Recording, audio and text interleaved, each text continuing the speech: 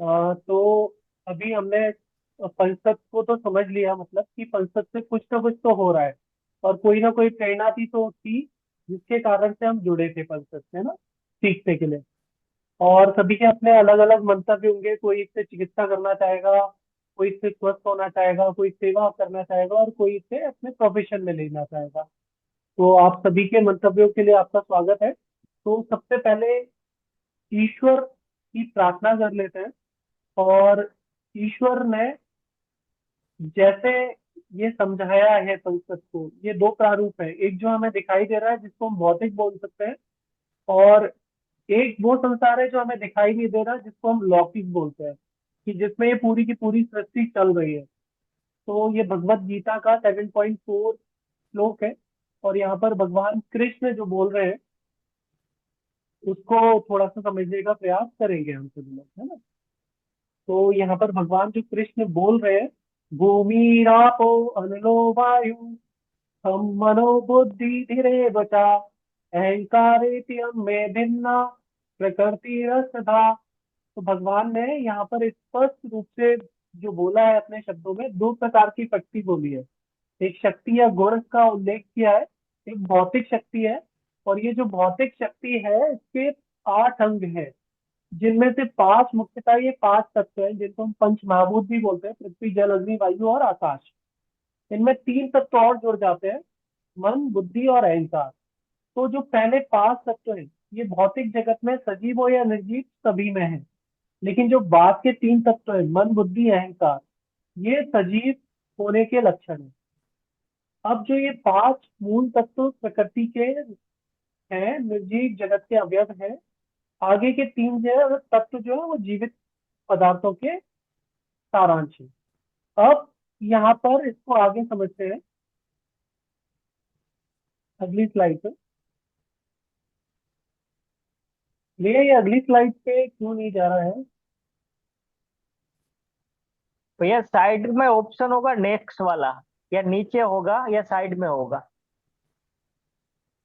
अच्छा अभी मुझे, अच्छा नेक्स्ट आ रहा है मैनुअली, ठीक है।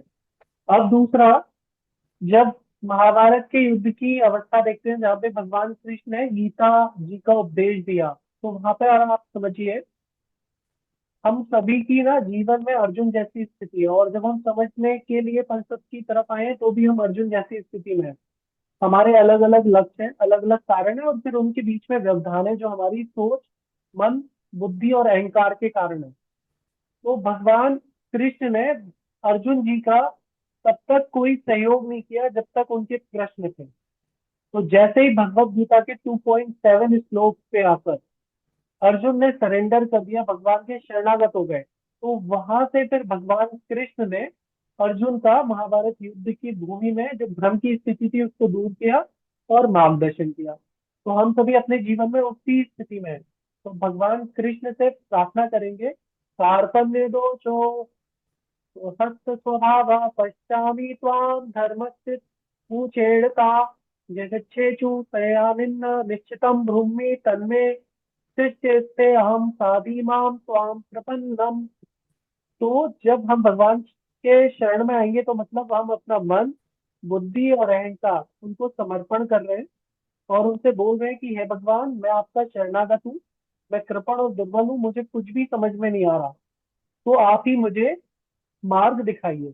तो इस प्रकार इस श्लोक के माध्यम से हम भी पंच महाभूतों के स्वामी, आप उस ईश्वर को कृष्ण रूप में पूजे, शिव रूप में पूजे, विष्णु रूप में पूजे, देवी रूप में पूजे, वो एक ही है, कोई अलग नहीं है। तो आपके जो भी इष्ट है उस इष्ट स्वरूप से आप ये प्रार्थना करेंगे।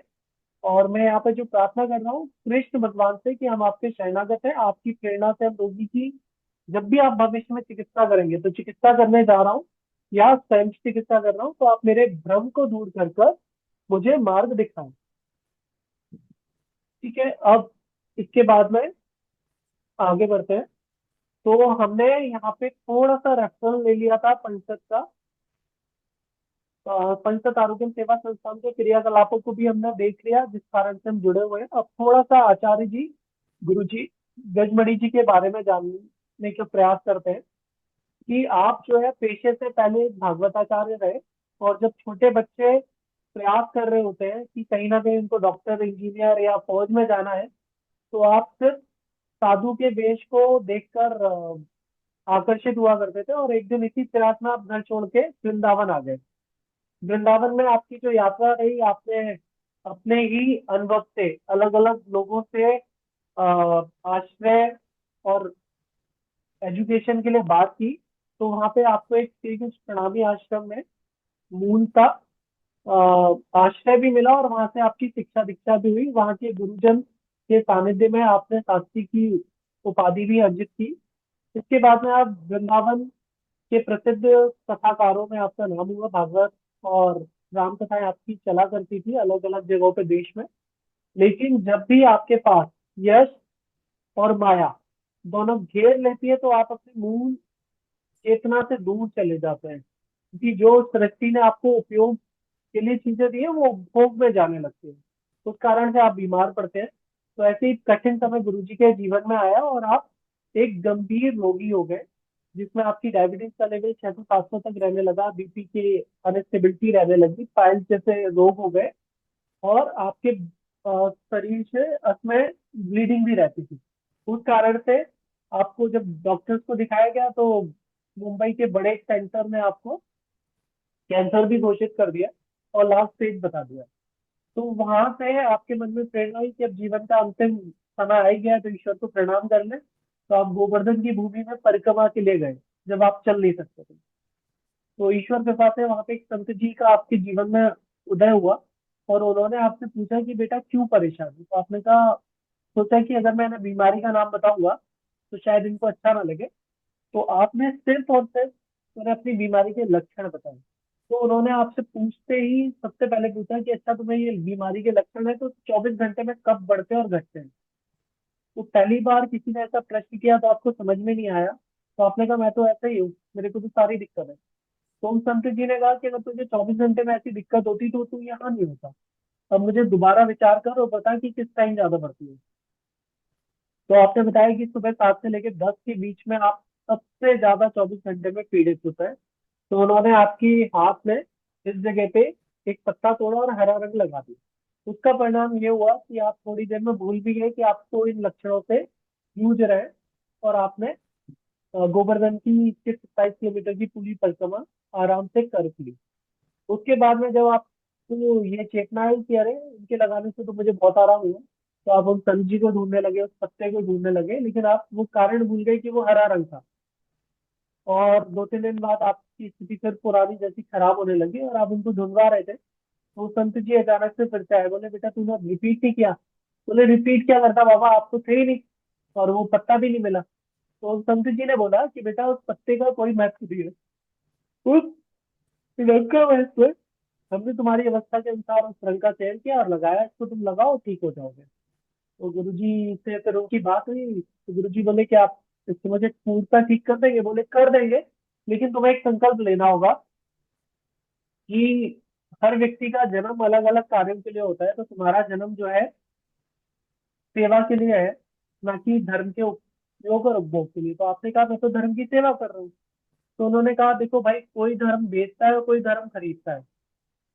तुम कथा कर रहे हो तो तुमने धर्म बेचा, और किसी ने कथा कराई तो उसने धर्म खरीदा। यहाँ पे धर्म की सेवा तो है ही नहीं।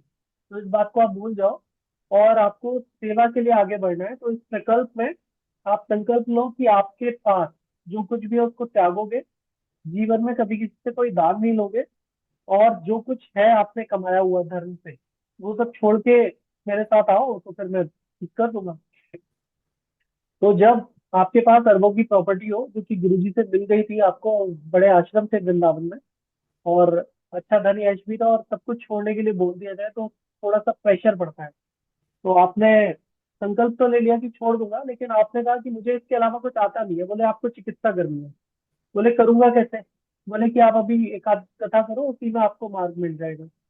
अचानक से आपकी कथा लगी हुई थी कानपुर में, और कानपुर में वहां पे उस टाइम पे पूज्य राजीव भाई आपके पास आए और आपसे मंच मांगा भागवत में दूसरे दिन। तो आपने कहा मैं ऐसे आपको मंच कैसे दे सकता हूँ, मैं भागवत पढ़ रहा हूँ। तो बोले देखिए, आप जिन उद्देश्यों के लिए भागवत कर रहे हैं, और मैं भागवत मंच से जिन उद्देश्यों को बोलने वाला हूँ, वो एक ही मंतव्य है। तो आप मुझे कुछ घंटे के लिए दे दीजिए, और मैं ब्राह्मण भी हूँ, तो आपने राजीव भाई को कुछ घंटों के लिए वो मंच दिया। जब आपने राजीव भाई को सुना, तो आपको लगा कि आपको वो मार्ग मिल गया कि कैसे आप चिकित्सा की तरफ बढ़ सकते हैं और इस कथा के व्यापार को छोड़ेंगे। तो आपने फिर सातों दिन राजीव भाई को ही मंच दिया और अपनी सारी मूलभूत बात बताई। तो उन्होंने आपको फिर प्रेरणा दी और उन्होंने आपका एक आयुर्वेदिक संस्थान में एडमिशन करा दिया। वहां पे आपने सीखना शुरू किया आयुर्वेद को परंपरागत तरीके से। और सीखने के साथ ही आपने जब उसका उपयोग करना शुरू किया, तो यश ईश्वर कृपा से आपके पास आई, परिणाम आपको आते थे। लेकिन वहां पे थोड़ी सी दिक्कत ये हो रही थी कि जब भी आप किसी पेड़ को देखते थे, तो आपको औषधि दिखती थी और आप उस औषधि के लिए उस पेड़ को कटवा लेते। तो फिर वो संत जी पुनः आए, बोले मैंने आपको इसलिए नहीं बोला कि आप पंचक चिकित्सा मतलब ये आयुर्वेद करें, कि आप पेड़ तो लगा नहीं रहे, लेकिन पेड़ों का या प्रकृति का आप दोहन कर रहे हैं। तो बोले फिर चिकित्सा कैसे होगी? बोले आप आयुर्वेद छोड़ दीजिए। बोले फिर कि अब आप जो है होम्योपैथी में जाइए। तो आपको होम्योपैथी में भेजा। इसी प्रकार से जब होम्योपैथी में कुछ चैलेंजेस आए, तो आपको नेचुरोपैथी में भेजा। अलग अलग प्रारूप में भेजा। तो वहां पे आपकी फीस बढ़ गई थी काफी। गुड़गांव जैसी जगह में 2-2.5 हजार रुपए आज से 10-15 साल पहले आपकी फीस हुआ करती थी। और आपके अपॉइंटमेंट लोग 2-2 3-3 महीने के बाद में नंबर आते थे। तो गुरुजी बोले कि नहीं संत जी, कि आपको ये फीस को बहुत कम करना है। तो बोले कि गुरुजी मैंने तो वहां पे बहुत बड़ा बोर्ड लगा रखा है कि जो भी गरीब आता है वो मेरे पास आए, मैं आपकी चिकित्सा निःशुल्क करूंगा। लेकिन आज तक मेरे पास कोई असहाय आया ही नहीं, सभी लोग फीस देने वाले आ रहे हैं। तो उन्होंने कहा कि नहीं, आप इस फीस को इतना सरल कर दीजिए कि एक गरीब से गरीब और पैसे वाला सभी लोग आ जाए। और आपको मैं भविष्य में एक ऐसे प्रारूप में देखना चाहता हूँ कि जब आपके पास कोई भी औषधि, कोई भी औजार ना हो, तो भी आप किसी भी पीड़ित व्यक्ति का दुख हर लो, नदी की 20 धारा में भी कमी। तो आपने कहा कि ऐसा कैसे संभव है? तब उन्होंने आपको बोला कि क्षितिजल पावक गगन समीरा पंच रचित है अधम शरीरा। ये तुलसीदास रचित रामचरित मानस के किष्किंधा कांड का एक दोहा है। तो उन्होंने आपको ये बोला कि इस पर काम करो और इससे तुम्हें तुम्हारे लक्ष्य मिल जाएंगे। तो उसके बाद में आपने फलसफे वैदिक अनुसंधान किया और जो आपने सीखा था उन सभी चीजों को इसमें जोड़ना और घटाना शुरू किया। तो उन संत जी की कृपा से, उस ईश्वर की कृपा से, जो वैदिक स्क्रिप्चर में एक एक वेद में एक एक मंत्र में जो चीजें हैं, उनको आप ढूंढ पाए। और उस कारण से जो आज का पंचक का प्रारूप है, वो आपने हमें और पूरे देश दुनिया को दिया। तो अब हम समझते हैं पंचक का वैदिक संदर्भ। अभी तक यहाँ पे किसी को कोई संशय या मेरी आवाज में कोई त्रुटि हो रही हो तो बता सकते हैं। अगर कोई दिक्कत नहीं है तो आगे बढ़े।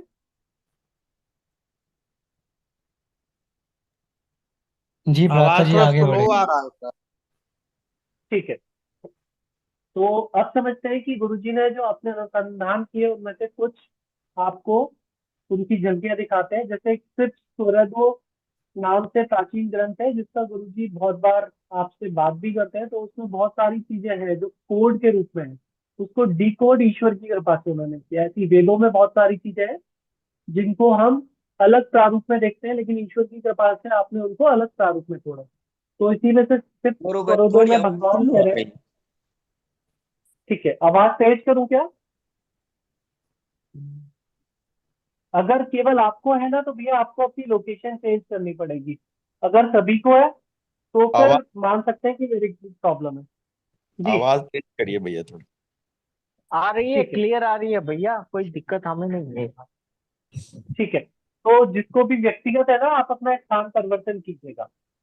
तो भगवान शिव माता पार्वती से कह रहे हैं, तत्वात् ब्रह्मांड उत्पन्नम तत्वेन परिवर्तिते तत्ते विलियति देवी तत्वाद ब्रह्मांड निर्णया। तत्व से ब्रह्मांड का निर्माण हुआ है, इसी से इसकी पालना और इसी से इसका विनाश है। मतलब सब कुछ इसी से बना है। सबसे पहले प्रभु महादेव से आकाश उत्पन्न हुआ, आकाश से वायु, वायु से अग्नि, अग्नि से जल और जल से पृथ्वी उत्पन्न हुआ। इसी प्रकार से अथर्ववेद कह रहा है हमें, प्रथम अध्याय का प्रथम श्लोक, ये त्रिशप्ता पर्यंती विश्वारूपाणी बिभ्रत वा तिष्ठन्ति बला तेषां तन्वोदय ददातु मे।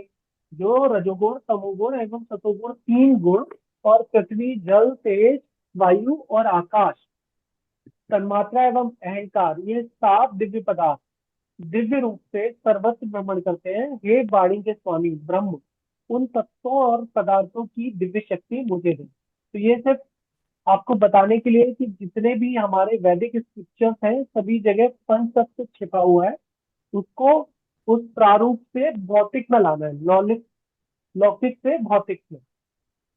इसी प्रकार से आगे देखते हैं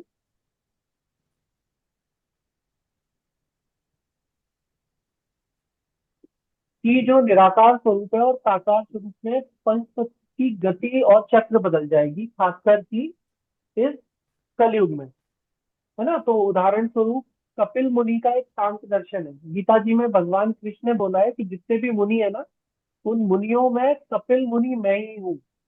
तो कपिल मुनि ने भी सांख्य दर्शन को जो रखा है वो इसी प्रकार रखा है कि सबसे पहले आकाश बना, आकाश बहुत लंबे समय तक रहा, तो आकाश से फिर वायु बनी, और वायु से अग्नि, अग्नि से जल, और सबसे अंत में पृथ्वी बनी। तो आकाश का जो गुण है वो शब्द है।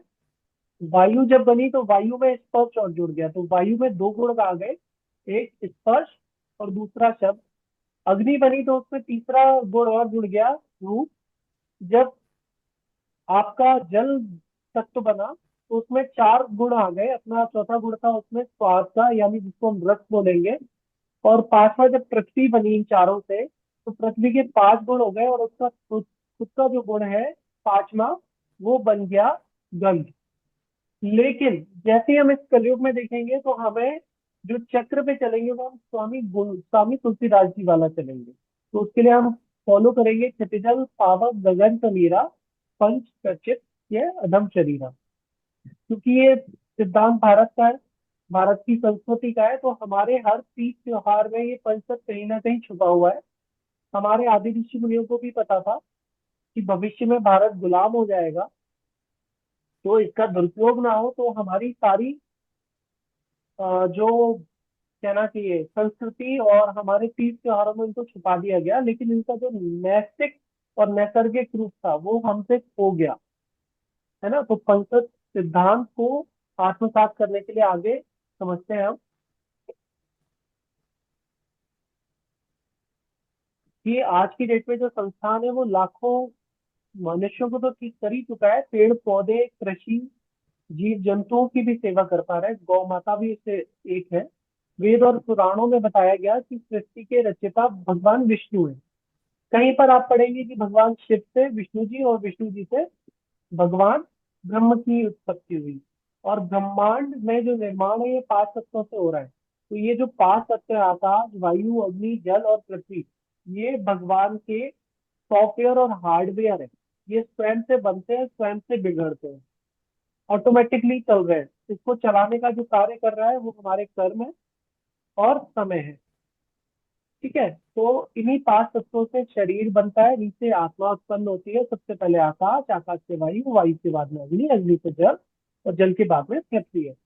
पुराणों में भी बताया गया कि शिव और आदि शक्ति से लेकर इन पांच तत्वों का निर्माण हुआ, जिससे सृष्टि में जीवन निरंतर चलता रहता है।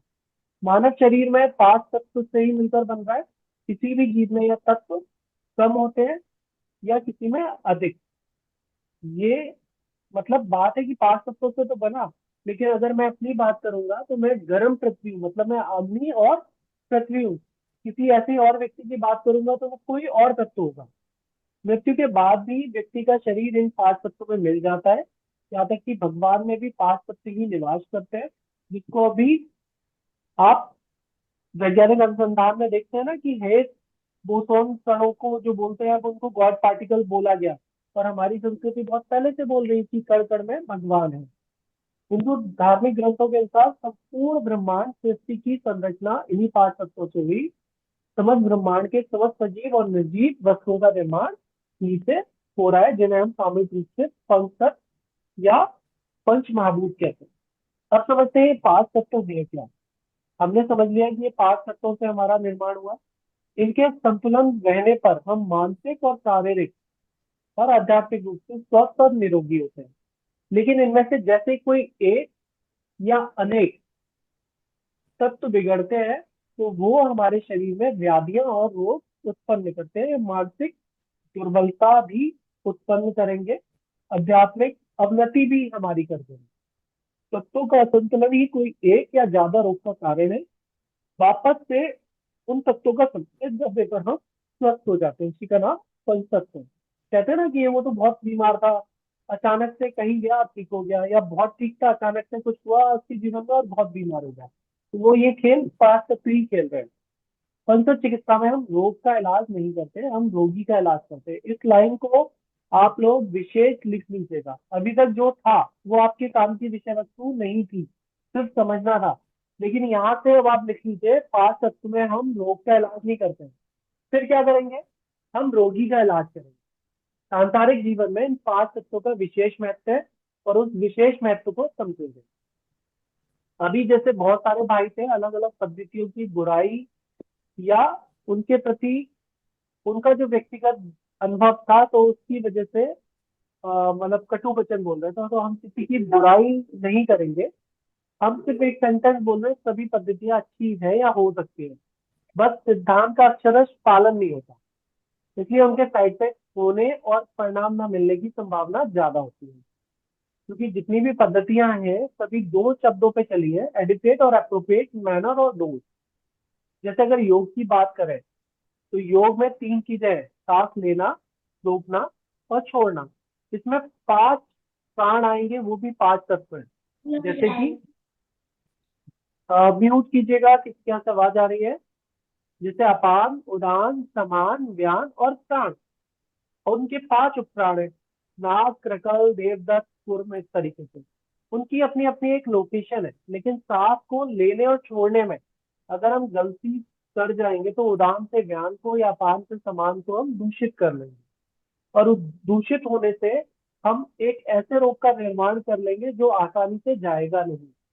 तो इसलिए जो भी पद्धति करें वो एक बहुत परंपरागत गुरु के सानिध्य में करें, जो हमें उस दुर्घटना से बचा ले।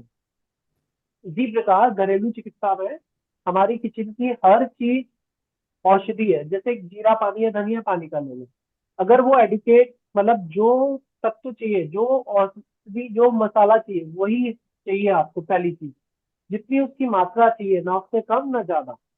अगर दोनों में से कोई भी एक चीज या दोनों चीजें बिगड़ गई, एडुकेट की जगह इनएडिक्वेट हो गया, इनअप्रोप्रिएट हो गया, तो वही साधारण सा मसाला हमें परेशान कर देगा। इसी प्रकार से अन्य पद्धतियों में भी है। लेकिन पंचतत्व की विशेषता क्या है कि अगर हमारे डायग्नोज में अगर हमने गलत ऊर्जा का चयन भी किया तो 2 से 10 मिनट होंगे जहां पर रोगी को असहजता होगी, हम उस रंग, उस मेथी दाना, उस प्रारूप को हटा देंगे और उसके हटाते ही वो असर चला जाएगा। तो ये काम कैसे कर रहा है? स्विच ऑफ और स्विच ऑन की तरह। इसलिए हम कहते हैं कि इसका साइड इफेक्ट नहीं है, क्योंकि जैसे ही साइड इफेक्ट आया हमने उसको हटा दिया, है ना। और उससे हम फिर सही दोबारा ऊर्जा का चयन करेंगे और सही ऊर्जा को लगाते ही हमें तत्काल आराम आएगा। आप में से जिन लोगों ने कैंपों में दिखाया हो गुरुजी को, तो गुरुजी क्या करते हैं? लगाते हैं और तुरंत लंगड़े व्यक्ति से भी बोल देते हैं चल के देख। जो व्यक्ति बिस्तर से सालों से नहीं उठा उसको भी गुरुजी तुरंत बोल देते हैं कि आप उठ के देखिए। प्रकाश भाई, आपके यहाँ से आवाज आ रही है, म्यूट कीजिएगा। कोई प्रश्न है तो कीजिएगा जी। यही कारण है कि हम बिना दवा औषधि के भी 90% रोगियों को बिना किसी परहेज और बंधन के ठीक कर पा रहे हैं। कारण सिर्फ पंचतत्व के विज्ञान को समझकर। अब पंचतत्व की जो प्रेरणा है वो कैसे मिली? क्योंकि पंचतत्व तो आदिकाल से भारतीय सनातन संस्कृति का हिस्सा है। क्योंकि सृष्टि में हर चीज पंचतत्व से बन रही है और बिगड़ रही है, लेकिन विदेशी आक्रांता और गुलामी के कारण इस संस्कृति को नष्ट किया गया था, तो हम यहाँ पे भूल गए। अब ईश्वर कृपा से जो गुरुजी के जीवन में एक प्राण घातक संकट आया था, उसमें वो अपॉर्चुनिटी दी गुरुजी को, समाज को, देश को, दुनिया को, कि उनके अनुसंधान से आज हमें पंचतत्व एक बहुत सरल प्रारूप में मिल गया और उससे हम चिकित्सा और सेवा कर पा रहे हैं। पंचतत्व चिकित्सा में सभी प्रकार के शारीरिक, मानसिक और स्नायु तंत्र मतलब न्यूरोलॉजिकल डिसऑर्डर के रोगों पर सफल परिणाम आते हैं, एंडोक्रीन डिसीज जिनको हम मानते हैं कि नॉन रिवर्सिबल है, वो भी ठीक हो रहे हैं। फलसत चिकित्सा रोग की नहीं अपितु रोगी की चिकित्सा करता है। इसलिए रोगी की 5 में से जो भी बिगड़ी हुई ऊर्जा है तो उसको हम ठीक करते हैं। इसलिए सभी उम्र और सभी प्रकार के रोगियों पर उपयुक्त है, वो भी बिना साइड इफेक्ट। अब यहाँ पर हम आगे समझेंगे किसी विशेष रोग का विशेष ऊर्जा से संबंध, दर्द के रोग, और ये सब जो है ये प्रारूप हम आगे देखेंगे, क्योंकि जब आप इस सिद्धांत को समझ लेंगे तो आप इसको समझ लेंगे। अब समझेंगे क्या है पंचतत्व का महत्व। इसको समझने के लिए एक छोटा सा उदाहरण रखूं मैं आप लोगों के बीच में, और आप में से कोई एक या दो लोग अनम्यूट कीजिएगा, बताइएगा। आपके सामने यहाँ पे कुछ प्रश्न उत्तर ही है। यदि हम ज्यादा भोजन कर लेते हैं उसके बाद हम क्या करना पसंद करते हैं? थोड़ा मीठा खाना पसंद करते हैं, कुछ खट्टा जैसे नींबू पानी लेना पसंद करते हैं, थोड़ा चलना पसंद करते हैं, या थोड़ा मसालेदार खाना पसंद करते हैं। मैं बात कर रहा हूँ जब अब बहुत ज्यादा पेट भर जाता है, एकदम पेट फूल जाता है, टाइट हो जाता है, तो क्या करना पसंद करते हैं? तो किससे आराम आता है आपको? चलने से आता है। करने से। ठीक है, ठीक है। और किसी साथी का कोई और सजेशन? भाई लेटने से आ जाता है थोड़ा आराम, जैसे ज्यादा खा लो तो एक जगह अगर लेट जाओ तो भी। ठीक है, और किसी का कोई और सजेशन? कुछ खट्टा या नींबू पानी पी ले। ठीक है, ये अलग अलग लोगों के अलग अलग अनुभव है। ठीक है, तो अब यहाँ पे आपको समझना है कि जो पृथ्वी है, मतलब जब आप इस सिद्धांत को अक्षरश समझ लेंगे तो आप इस बात को समझ पाएंगे कि जो पृथ्वी है वो बढ़ गई थी, तो उसको वायु कंट्रोल करती है। तो वायु दो प्रारूप में है, चलने में भी वायु है और जो खट्टा स्वाद है वो भी वायु है। तो इसलिए इनको लेने से लोगों को आराम मिल जाता है। अब नेक्स्ट देखते हैं, दीपावली जो कार्तिक महीने में आती है ना, उसका मुख्य पकवान या स्वाद क्या है? नमकीन है, मीठे हैं, कसेले हैं, चटपटे हैं, तीखे हैं, खट्टे हैं, क्या है? मीठा। जी, मीठा। मतलब आप सभी लोग एक मत है। तो जब आप आगे प्रारूप को समझेंगे तो आप देखेंगे जो कार्तिक महीना है वो जल तत्व है, और जल को कंट्रोल करने का काम करता है पृथ्वी। और पृथ्वी तत्व का जो स्वाद है वो मीठा है, इसलिए यहाँ पे जो मुख्य पकवान है वो मीठे हैं। बाद बाकी स्वाद तो हम सभी लेते हैं हर चीज का।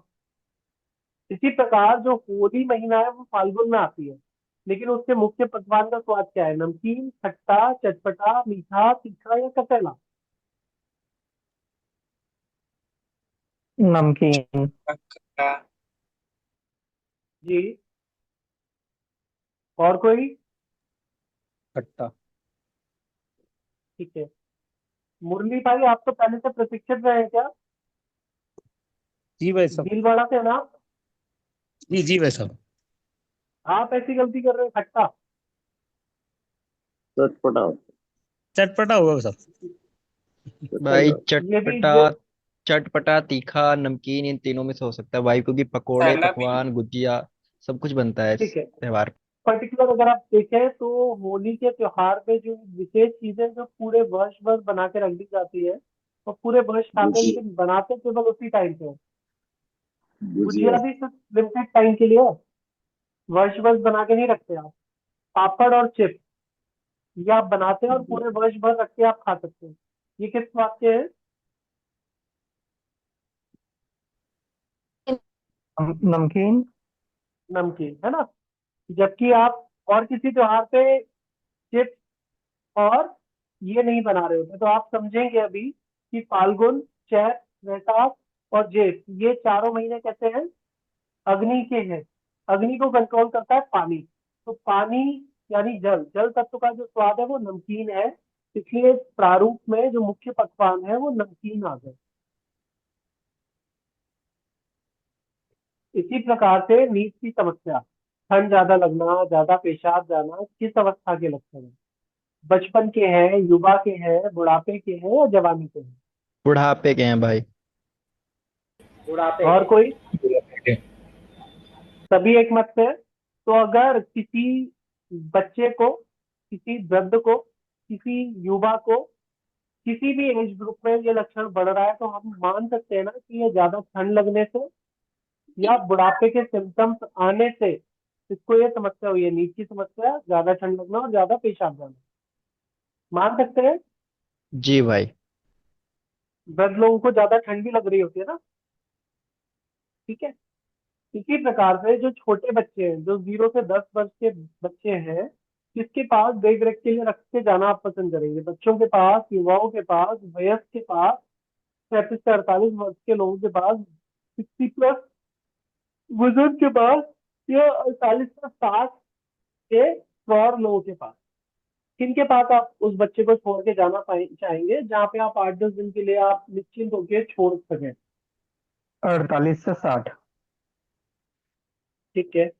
और कोई सजेशन? बुजुर्गों के साथ 60 के साथ वो दुलार ज्यादा दे सकते हैं। ठीक है, और कोई सजेशन?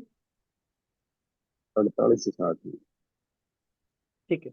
अभी यहाँ पर जब आप इस प्रारूप को समझेंगे तो देखेंगे कि जो बुजुर्ग हैं वो तो खुद ही दर्द में पीड़ित है, चल फिर नहीं पा रहे। तो आपको एक ऐसी ऊर्जा का सानिध्य चाहिए जो उन बच्चों की जिद को कंट्रोल भी कर सके, जरूरत पे उनकी जिद पूरी भी कर सके, और साथ ही साथ अगर उनको दौड़ने, भागने, खिलाने की आवश्यकता पड़े तो उनके साथ ये सब काम कर सके, है ना। तो यहाँ पे 48 से 60 का विकल्प हम चुनेंगे। इसी प्रकार से मेरा एक प्रश्न है, क्या योग करने से सभी लोगों को फायदा होता है? जी भाई, होता है, सबको फायदा होता है योग करने से। नहीं कोई भाई। ऐसा व्यक्ति आपको मिलता है जिसको नुकसान भी हो रहा है? या योग कहते हैं, जब से मैं योग करता हूँ तब से बड़ा परेशान हूँ, जब से मैंने मंदिर नहीं जाना होता, शुरू किया किसी बड़ा किसी को परेशान नुकसान हूँ। भी होता है। मैंने कभी कभी फलानी दर्द बढ़ पद्धति भी जब जाता से है लेनी कमरे से। जी, या इसी प्रकार से मैंने फलानी पद्धति शुरू की तब से मुझे दिक्कत है ना। तो योग से बहुत से लोगों को तकलीफ बढ़ती भी है, ये बिल्कुल सही कथन है। उसका क्या कारण है वो भी आप इस प्रशिक्षण के बाद समझ पाएंगे। आप पंचतत्व का महत्व समझते हैं।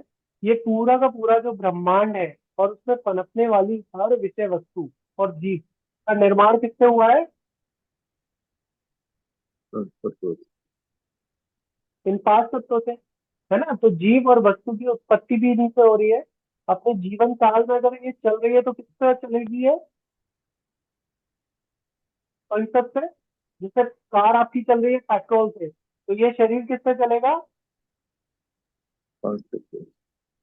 इन पंचतत्व से। और अंत में जब हम आपका निधन होगा तो ये किसमें विलीन होंगे? पंचतत्व। तो ये 5 तत्व क्या है? वायु, अग्नि, पृथ्वी, आकाश और जल।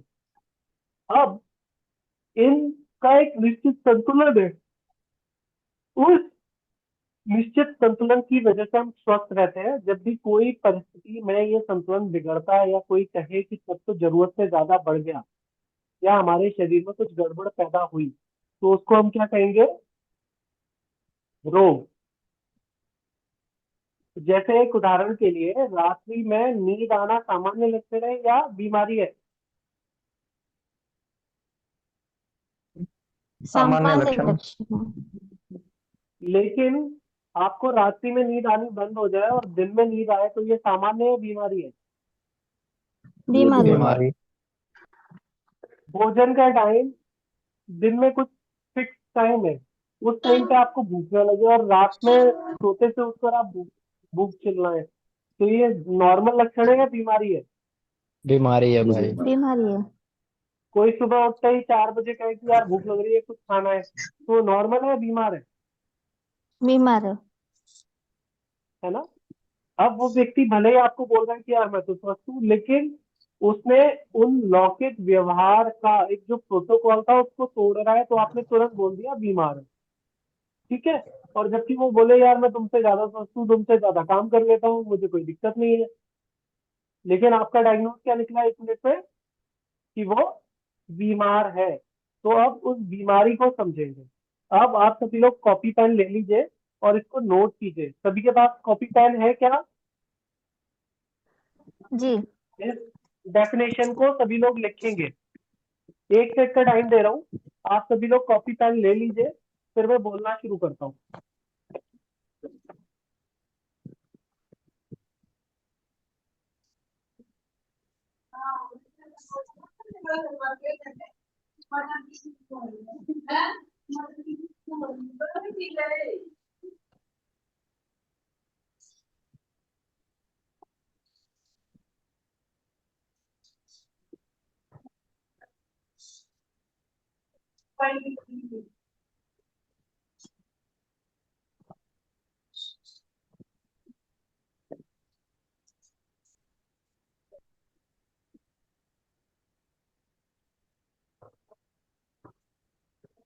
ठीक है, बोलना शुरू करूं मैं?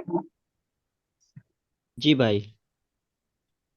अब आप लिखिए, अगर किसी और उम्र और मौसम और समय के लक्षण किसी और उम्र, किसी और मौसम या किसी और समय में दिखाई दे तो उसे क्या बोलेंगे हम?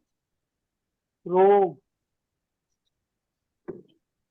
आज के बाद में जब भी हम लोग क्लास में मिलेंगे, आपस में बात करेंगे, तो हम कभी नहीं बोलेंगे कि इसको डायबिटीज है, डायबिटीज का इलाज क्या है, थायराइड है, थायराइड का इलाज क्या है, स्लिप डिस्क है, स्लिप डिस्क का इलाज क्या है। हम सिर्फ ये जानने की कोशिश करेंगे इस व्यक्ति को जो समस्या है वो किस उम्र के लक्षण उससे दिख रहे हैं, किस मौसम के लक्षण है, किस समय के लक्षण है ना?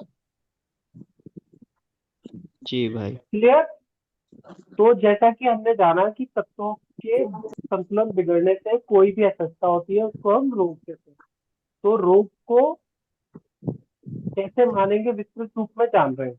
जैसे अलग अलग उम्र के अलग अलग लक्षण दिखाई देते हैं। अब 10 साल के बच्चे को घुटने का दर्द हो सकता है और बुजुर्ग को बचकानी हरकत करते देखें तो क्या सामान्य लगेगा आपको? 10 साल के बच्चे को घुटने में दर्द रहता है नहीं। और एक बुजुर्ग को घुटने में दर्द रहता है, तो सामान्य किसको मानेंगे हम? बुजुर्ग को। बुजुर्ग को। बुजुर्ग को। एक बच्चा है जो 4 साल का है, वो जब भी किसी के घर में जाता है तो सब चीज फैला देता है, जिद करता है, जमीन पे लेट जाता है, अपने माँ बाप को भी थप्पड़ मार देता है।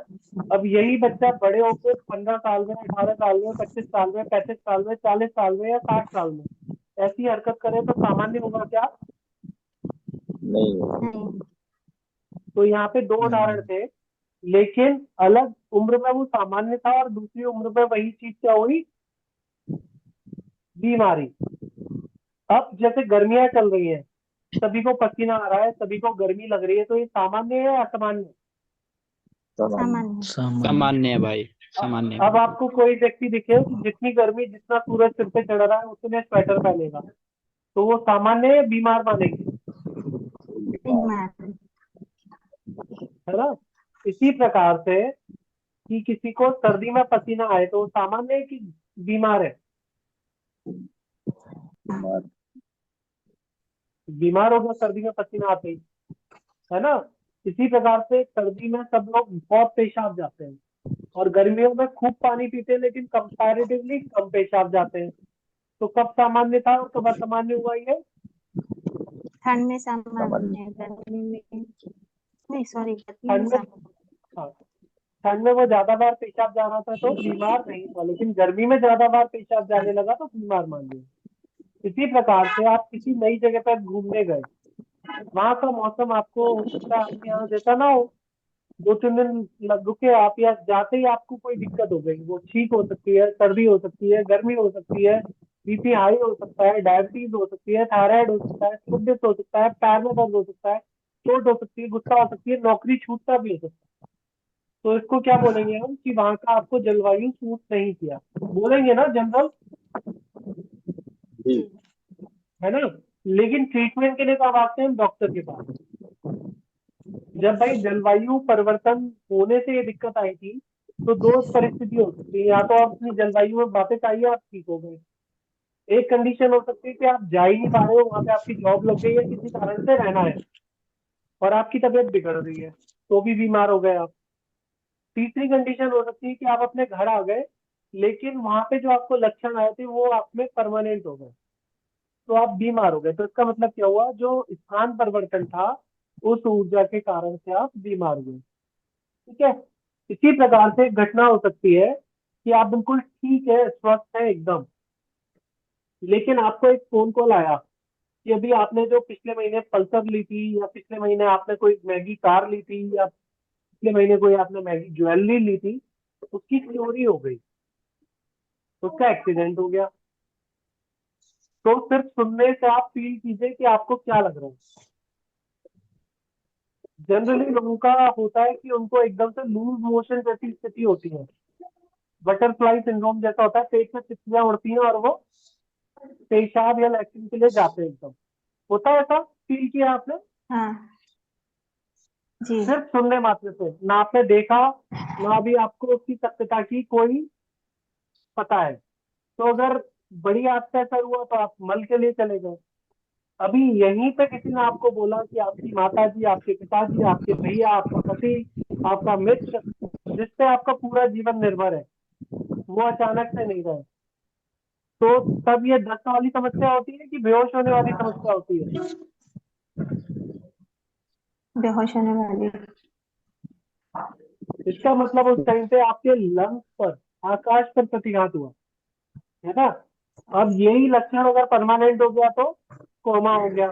टेम्परेरी रहा तो ऐसी कंडीशन में क्या होता है, भाई और बहन को रुलाया जाता है, अरे भाई रो, तेरे पिता नहीं रहे, तेरी माँ नहीं रही, तेरा भाई नहीं रहा, तेरा पति नहीं रहा, रुलाने की कोशिश की जाती होती है ना इस टाइम पे। और जो बहुत रो रहा होता है उसको चुप करने की कोशिश होती है। तो प्रक्रिया ये है कि आपके मन, विचार, भाव में वो ऊर्जा कहीं अटक ना जाए, इसलिए उसको निकालने की कोशिश करते हैं।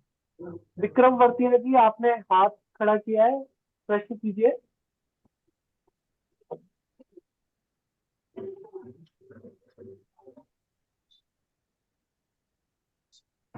जी विक्रम जी।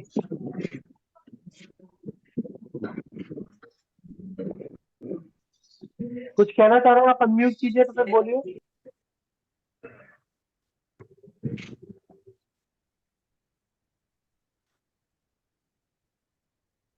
चलिए, कुल मिला के आप इतना समझिए कि किसी भी कार्य को या किसी भी विचार को करने में जो नियत समय लगना चाहिए उससे अधिक समय लग रहा है तो आप बीमार हैं। मान लीजिए आपको कुर्सी से उठने में सेकंड लगने चाहिए और आप मिनटों में या घंटे में खड़े नहीं हो पा रहे, तो आप बीमार हैं।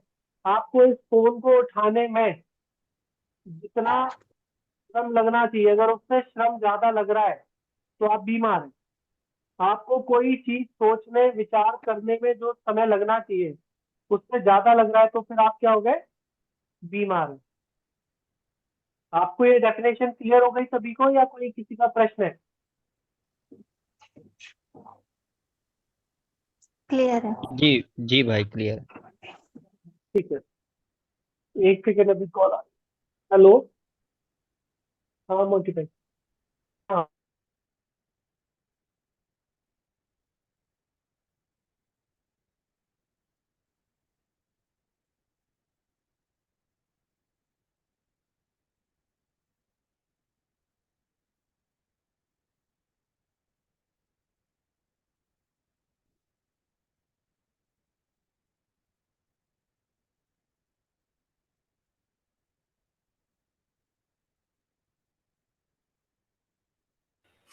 आवाज नहीं आ रही है।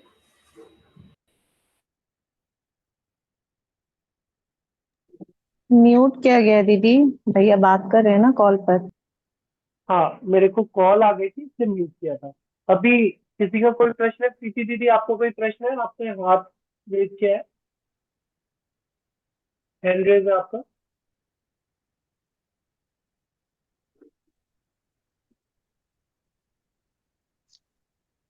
अगर प्रश्न है तो कीजिए, नहीं तो फिर मैं आगे बढ़ूंगा, मानते हुए कि आप लोगों का कोई प्रश्न नहीं है।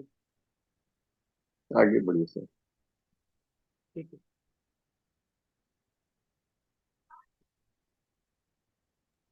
भैया हेलो। मुझे कुछ पूछना था। जी पूछिए।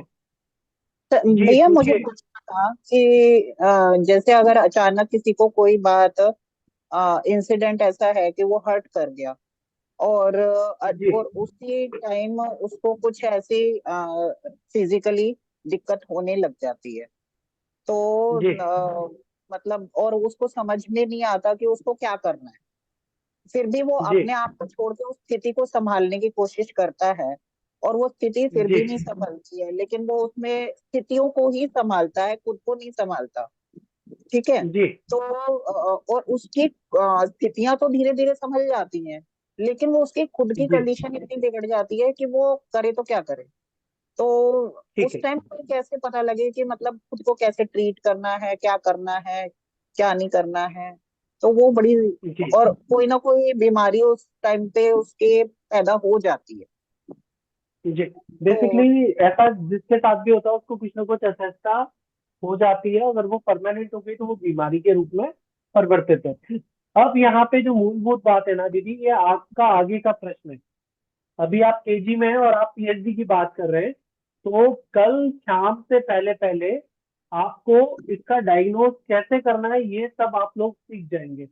वो टाइम होगा, वो महीना होगा, वो समय होगा। मान लीजिए किसी के साथ कोई दुर्घटना घटी, वो दोपहर के 2 बजे घटी होगी, 3 बजे घटी होगी। 24 घंटे में से कोई समय होगा, 12 महीने में से कोई महीना होगा, है ना। उसके जो लक्षण बन रहे होंगे वो किसी ना किसी एक ऊर्जा से मैच कर रहे होंगे, तो उन आधार पर आप डायग्नोज करेंगे और उसका परिणाम लेंगे। ठीक है दीदी।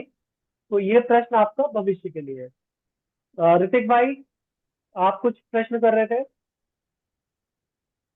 हाँ जी भैया, मुझे पूछना था जैसे मुझे अब गर्मी के समय में एसी में या उस समय ठंड लगती है, मतलब जब मैं एसी में होता हूँ या कम उसमें होता हूँ। बाकी नॉर्मल अगर पंखा है तो मैं ठीक रहता है। हाँ, तो ये भी क्या मतलब इस उसमें आएगा कि ये ठीक है या? देखिए आपके अंदर एसी में मतलब ठंडी हवा है ना। हवा तो है लेकिन ठंडी है, मतलब जल तत्व वहां पे बढ़ रहा है। और अगर आपका जल तत्व बढ़ा हुआ होगा तो आपको वो अस्वस्थता करेगी। मतलब जो आप तत्व है, अगर वही तत्व आपको सराउंडिंग से मिलेगा तो दिक्कत बढ़ेगी। ठीक है, तो ये गु- सामान्य है आपके ओके। लिए। गुरुजी जी नमस्ते, मैं विक्रम वर्तिया बोल रहा हूँ। जी भैया। वो मेरा माइक अनम्यूट नहीं हो पा रहा था। मैं बोल रहा था कि मेरी मिसेज है जिसको चेस्ट पेन होता रहता है कंटिन्यू। अब उसको सर्दी में भी हो रहा है, गर्मी में भी हो रहा है और बारिश में भैया भी हो रहा है। भैया ये प्रश्न आपका ना मतलब भी एडवांस है। जैसे जी हम डायग्नोज करेंगे ना, तो कल मैं आप जी। सभी को मौका दूंगा। आप लोगों को एक फॉर्म का प्रारूप दिया जाएगा, उस फॉर्म को आप ठीक है ठीक है। भरेंगे और भरने के बाद में फिर ट्रीटमेंट लेंगे। ठीक है। ठीक है सर। इस टाइम पे ठीक। बहुत असहजता हो रही है, किसी को भी नहीं बैठा जा रहा है, कोई दिक्कत आ रही है। आपके पास हम सभी के नंबर आ गए ग्रुप से। विमल भैया हैं, मनीष भैया हैं, मैं हूँ, या जो भी लोग हैं जो कहीं पे सेशन नहीं ले रहा है, उस व्यक्ति को कनेक्ट करके आप ट्रीटमेंट ले सकते हैं एट ए टाइम, अगर इमरजेंसी है तो। नहीं तो जी कल तक जी। इंतजार करेंगे और कल हम उस ट्रीटमेंट के लिए आगे बढ़ेंगे। ठीक है ओके ओके। जी। अभी दो चीजें हैं, 11:40 हो गए। अगर आप लोग कहेंगे तो मैं 12:30 बजे तक आपका सेशन रखूंगा। उसके बाद में हम लोग 3 बजे पुनः मिलेंगे और 3 बजे से पुनः क्लास करेंगे। अगर आप लोग बोलेंगे तो मैं 12 बजे क्लोज करूंगा और फिर 3 बजे मिलते हैं, या 2:30 बजे भी मिल सकते हैं, आप लोग जैसा ग्रुप में चाहेंगे। साढ़े अगर आप बारह लोग बजे कर अनुमति दीजिए। करेंगे तो मैं आप ले 12:30 बजे 12 1 बजे तक। 12 तक लीजिए। 12:30 बजे तक करेंगे, क्योंकि बहुत सारी बहनों को भोजन भी बनाना होगा, है ना, या जी कार्य कर रहे होंगे। जी जी भैया 12:30 तक ले लीजिए, फिर भले से आप 2:30 आप स्टार्ट कीजिए। 3 बजे से करेंगे, ठीक है। हाँ, 3 बजे से करेंगे और 3 बजे की लिंक ग्रुप में आ जाएगी, टेलीग्राम ग्रुप में। तो उसी लिंक से सब ज्वाइन करना। जी जी भाई।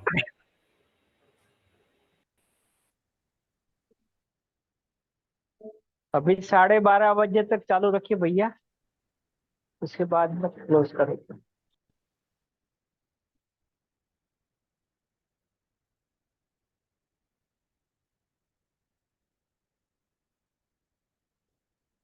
जी तो अभी हम इसी डायग्नोस को समझने के लिए आगे बढ़ेंगे कि तत्व का रंग कौन सा होता है, तत्व का स्वभाव कौन सा होता है, तत्व का स्वाद है, उम्र है, 12 महीने में से इसका कौन सा महीना है। तत्व के शरीर के 12 अंगों पर हम काम करेंगे, तो वो 12 अंग किस ऊर्जा से जुड़ेंगे, 24 घंटे में वो तत्व का समय क्या होगा, इसको भी हम जानेंगे आगे। तो उसके लिए आप नोट कीजिए सबसे पहले। शुरू करें? सबसे पहले आप लोग जी भैया। लिखिएगा वायु तत्व का रंग। आप सबसे पहली ऊर्जा लिखिए नंबर 1 पर वायु, और सिर्फ जितना मैं बोल रहा हूँ उसी पर आप फोकस करेंगे, ठीक है? एक कॉलम लिखिए उम्र 0 से 12 वर्ष, दूसरा लिखिए रंग, वहां पे लिखिए हरा, तीसरा लिखिए स्वाद, और चौथा स्वभाव में लिखेंगे चंचलता और गतिशील। बाद बाकी की इस पेज पे जो भी चीजें दिख रही हैं वो नहीं लिखेंगे अभी, क्योंकि हमारे ब्रेन को हम एक साथ बहुत सारी चीजें दे देंगे ना तो उसको वॉमिट कर देगा, उसको डाइजेस्ट नहीं करेगा। और हमारा काम है कि जब हम इस सेशन को बंद करें और अगले सेशन में बिना कॉपी किताब के भी उस चीज को याद रखें। तो आप आंख बंद भैया कीजिए। एक बार जीवन की शुरुआत, रिपीट कर दीजिए। वायु तत्व की उम्र लिखिए 0 से 12 वर्ष। भैया पिताशय मतलब इंग्लिश में भी बता दीजिए। दीदी मैं आप सभी लोगों से बोल रहा हूँ कि आप सिर्फ उतनी चीजों पे फोकस कीजिए जितना भी मैं बोल रहा हूँ। उस पेज में बहुत कुछ है, उस ये पे भी आपको फोकस नहीं करना है। गॉल ब्लैडर, लिवर, इस पे भी फोकस मत कीजिए, वो नेक्स्ट चैप्टर में हम आएंगे, है ना? अभी सिर्फ 4 चीजें लिखेंगे आप, उम्र, रंग, स्वाद और स्वभाव।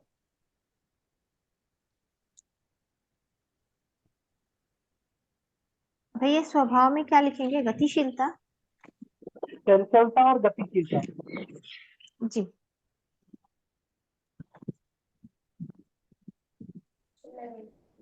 भैया एक बार टेस्ट रिपीट कीजिए।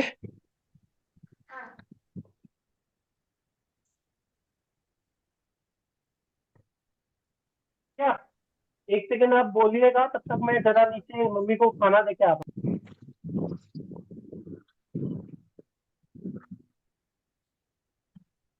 भाई वायु तत्व का स्वाद खट्टा लिखा हुआ है उसमें।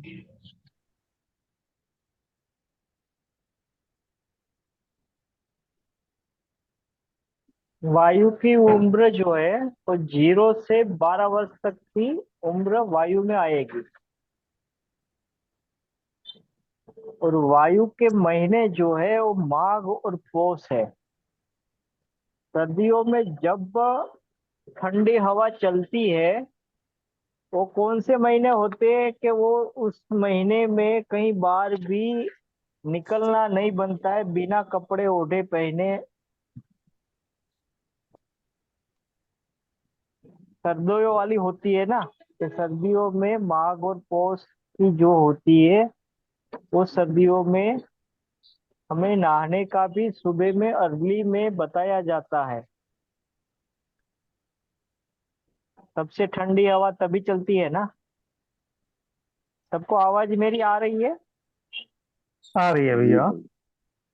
और इसका स्वभाव जो है चंचलता और गतिशीलता। आप छोटे बच्चे को देखोगे तो वो बैठा रहने वाला अच्छा लगता है या उछल कूद करने वाला अच्छा लगता है? उछल कूद कर। हाँ, तो ये प्रारूप आप देखोगे कि वायु का प्रारूप है वो चलता फिरता, वैसा वाला ही प्रारूप वायु का है। गुरुजी प्रणाम।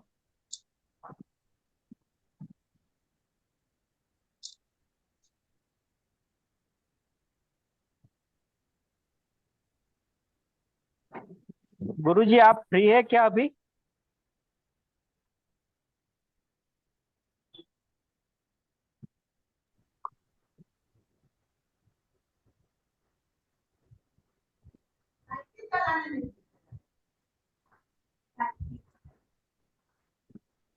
जी जी गुरु जी।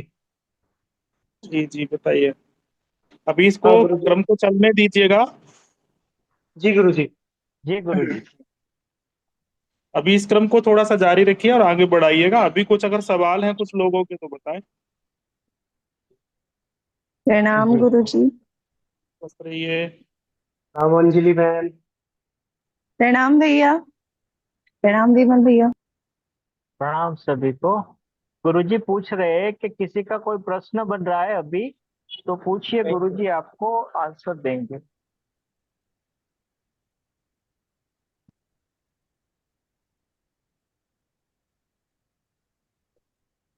ठीक है, अभी गुरु थोड़ी देर रखेंगे और क्लास को।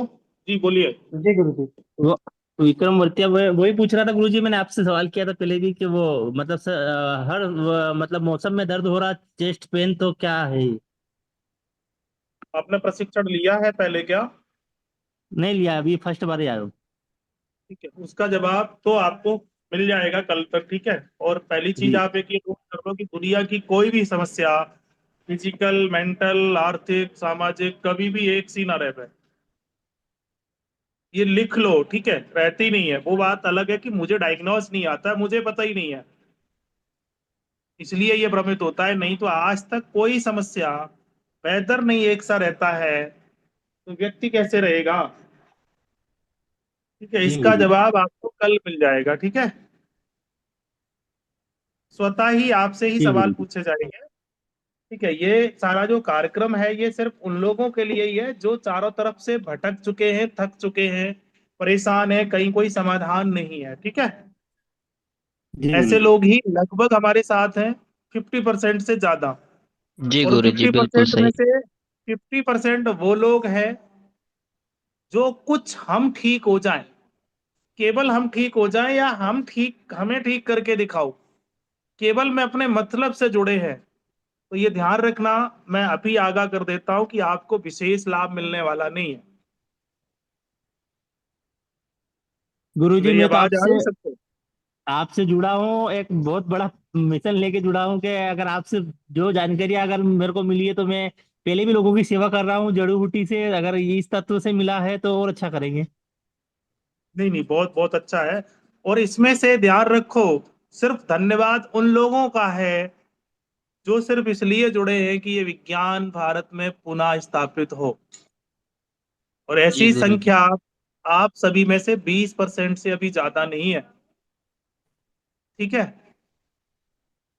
जी और यहाँ किसी व्यक्ति विशेष का नाम लेना अच्छा नहीं है। कर भला, होगा भला। ठीक है, अगर भला करोगे दूसरे का तो खुद का होगा। और आप सोचो कि पहले मेरो भलो है जाए बाकी बाद में देखेंगे, तो असंभव है। तो यहाँ पर जो लोग जुड़े हैं वो इस तरीके के ही लोग हैं। तो आप सब लोग पहली कोशिश ये करिएगा। मैं एक चीज आपको बता दूं कि कोविड वैक्सीन का जो साइड इफेक्ट अब आ रहा है और अब आने वाला है, कोई ज्योतिष से संबंध रखने वाले हैं यहाँ पर सज्जन?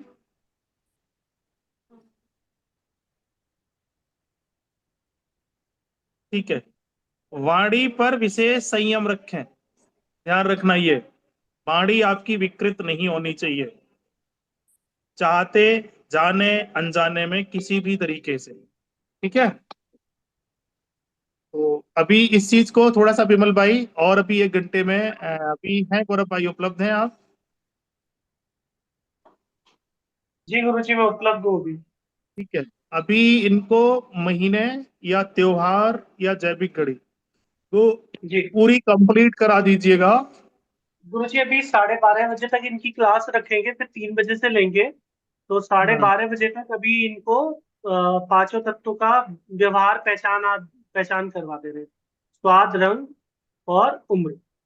देखिए एक चीज मैं आपको स्पष्ट बता दूं कि ये पूरे का पूरा क्लास सिर्फ और सिर्फ 15 मिनट का है। कितने का है? 15 मिनट 15 का मिनट है। का। जी भाई, सिर्फ 15 दो मिनट का। पेज है, सिर्फ 2 पेज है, ध्यान रखो। सिर्फ सिर्फ 2 पेज ही है आपको जो लाइव पर करना है। तो इसलिए धैर्यता के साथ में कल तक बने रहिएगा। मैं लोगों को ये विश्वास दिलाने में असफल हूं कि 2 दिन में आप क्या चिकित्सा सीख पाएंगे। लोग यही सवाल करते हैं। महत्वपूर्ण ज्ञान नहीं है, ये ध्यान रखना। महत्वपूर्ण वह है कि ये किसके माध्यम से आ रहा है। जिसके माध्यम से जो ज्ञान जानकारी आपको प्राप्त हो रही है, ये नोट कर लेना, क्या वो व्यक्ति अमल में ला रहा है? ठीक है, और ऐसे समझने वाले कुछ कम ही लोग हैं। एक अनिकेत जी है, अनिकेत है क्या अभी बिहार से मेरे साथ? है गुरुजी अभी। जी, प्रणाम गुरु जी। स्वस्थ रहिए। सुबेरे इन्होंने भेजा था कि ये 5 तत्वों का ये वो है, और ऐसे ज्ञानी महापुरुष हमारे देश में बहुत हैं जो आपको ज्ञान दे रहे हैं, ठीक है, लेकिन वो कारगर क्यों नहीं है? स्वयं में अमल में नहीं है। तो मैं भी कोशिश कर रहा हूं उसमें अमलता लाने की। तो आप सब लोग जब तक अमल में नहीं लाओगे, जो बताया हुआ ज्ञान है और जो बता रहा है वो अगर स्वयं में अमल में नहीं होगा, तो वो आप पर अपनी छाप नहीं छोड़ेगा। तो ये कुल 15 मिनट का काम है, इसलिए हम इसको 2 दिन लगा रहे हैं कि आपकी सगाई जिसके साथ हो रही है उसको आप पहचान तो लो, जान तो लो। तो अभी सिर्फ तत्वों के साथ में आपकी जान पहचान है। वो 15 मिनट हम कभी भी ले लेंगे कल से पहले, ठीक है? तो अभी आप इन चीजों को थोड़ा सा नोट करो, अपने सवाल लिखो, अपने संशय लिखो। बस एक ही ध्यान रखना, वाणी पर संयम। ये जो मैं आजकल बहुत सारी चीजें रिपीट कर रहा हूं ना बार बार, वाणी पर संयम, लोग हमसे कहते हैं कि आप, कुछ लोग शिकायत करते हैं कि गुरुजी इसको रिपीट मत किया करो एक ही शब्द को। जरा ये टीवी चैनल वाले को आप देखो, एक ही शब्द को कितनी बार रिपीट करते हैं, कभी नोट किया? क्योंकि सबसे बड़ा और विषम परिस्थिति जो आ रही है, वाणी बहुत विकृत होने की स्थिति में है, ठीक है? तो आपसी तालमेल सिर्फ इस तरीके से यहाँ नहीं है, यहाँ करोगे तो हम बाहर कर देंगे, सीधी सी बात है। ये आपके दैनिक जीवन की मैं बात कर रहा हूँ जी। ठीक है गौरव भाई, आप इनका कुछ कंप्लीट कराइएगा, या तो महीना या तत्व स्वाद रंग, ठीक ये है, कुछ कंप्लीट ठीक करा लीजिएगा। बाकी ठीक एक है चैप्टर गुरुजी, अभी खत्म कर दो, बाकी 3 बजे से बिल्कुल करते हैं, ठीक है? ठीक है गुरुजी। हाँ करिए। तो सभी लोग एक बार आंखें बंद कीजिए और जीवन में सोचिए कि आपको जो वायु मिल रही है, हवा मिल रही है, वो किस सोर्स से मिलती है। विचार कीजिए पेड़ आंख बंद पौधों से करके। भाई। भाई पेड़ पौधों से। सभी लोग सहमत है ना? तो जी। पेड़ पौधे को क्या बोलते हैं? हरा भरा। तो वहां से हमारे आदि ऋषि मुनियों ने क्या रंग उठाया? हरा। तो वायु का रंग मिल गया आपको हरा। कोई संशय किसी को? किसी को नहीं रटना भाई। पड़ेगा क्या? क्लियर हो गया नहीं ना? भैया जी। ठीक है। इसी प्रकार से वायु की एक उम्र रखी, मतलब वायु कैसी है? चंचल है, कभी तेज चलेगी, कभी धीमी चलेगी। कभी तो आप, हाँ अभी गर्मियों में तो खासकर जी। भैया, स्क्रीन स्क्रीन चली गई है, स्क्रीन को भी वापस लगा दीजिए। अच्छा, स्क्रीन चली गई है। मैं अभी है भैया आपकी स्क्रीन पे आप दिख रहे हो।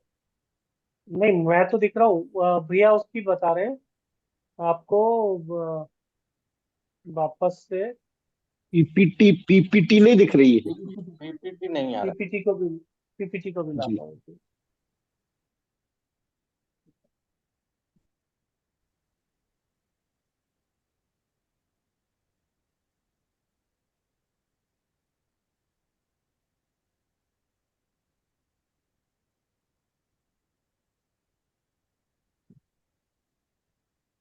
अभी भैया क्या दिखना शुरू हुआ क्या? नहीं आई है अभी। नहीं भैया। नहीं भैया, नहीं आई। ठीक है। तब तक जो मैं बोल रहा हूँ उसको आप लिखना शुरू कीजिए और सोचिए, विचार कीजिए, जैसे मैंने अभी हरा रंग के लिए बोला। तो क्लियर हो गया ना? अब इसी प्रकार से आप बच्चे के विषय में सोचिए कि बच्चा जो है वो कैसा है? चंचल बच्चा है। कैसा है? चंचल है चंचल, ना? अब दिखना शुरू हो गतिशील। गया ना इसलिए? नहीं, अभी स्टार्ट ही हो रही है, अब आ गई। आ गया। ठीक है। तो जो बच्चा है वो कैसा है? चंचल है और गतिशील है, ठीक है। जैसे कि एक हवा है, हवा क्या चल रही होती है? कभी बहुत तेज चलेगी, अभी एकदम से शांत हो जाएगी, तो आपको हवा हवा चाहिए, तो फिर आप मांगोगे, है ना? और ज्यादा तेज हो गई तो आंधी और तूफान के रूप में आएगी कि आप उस हवा से बचोगे। तो मतलब ये लगातार एक जैसी नहीं है, तो क्या हो गई? ये चंचल हो गई। और छोटा बच्चा जो है, क्या वो एक जगह एक साथ बैठता है? नहीं। कभी इधर भागेगा, कभी उधर भागेगा, है ना? अभी तो वो संजय भाई है चंचलता क्या? को आ गई। संजय वशिष्ठ जी है क्या अभी गौरव भाई यहाँ? है गुरुजी। हाँ हूँ। हैं संजय अच्छा भाई? जी, नमस्कार जी। जी जी नमस्कार जी। आप थोड़ा सा अपना वीडियो ऑन करिए, 1 मिनट।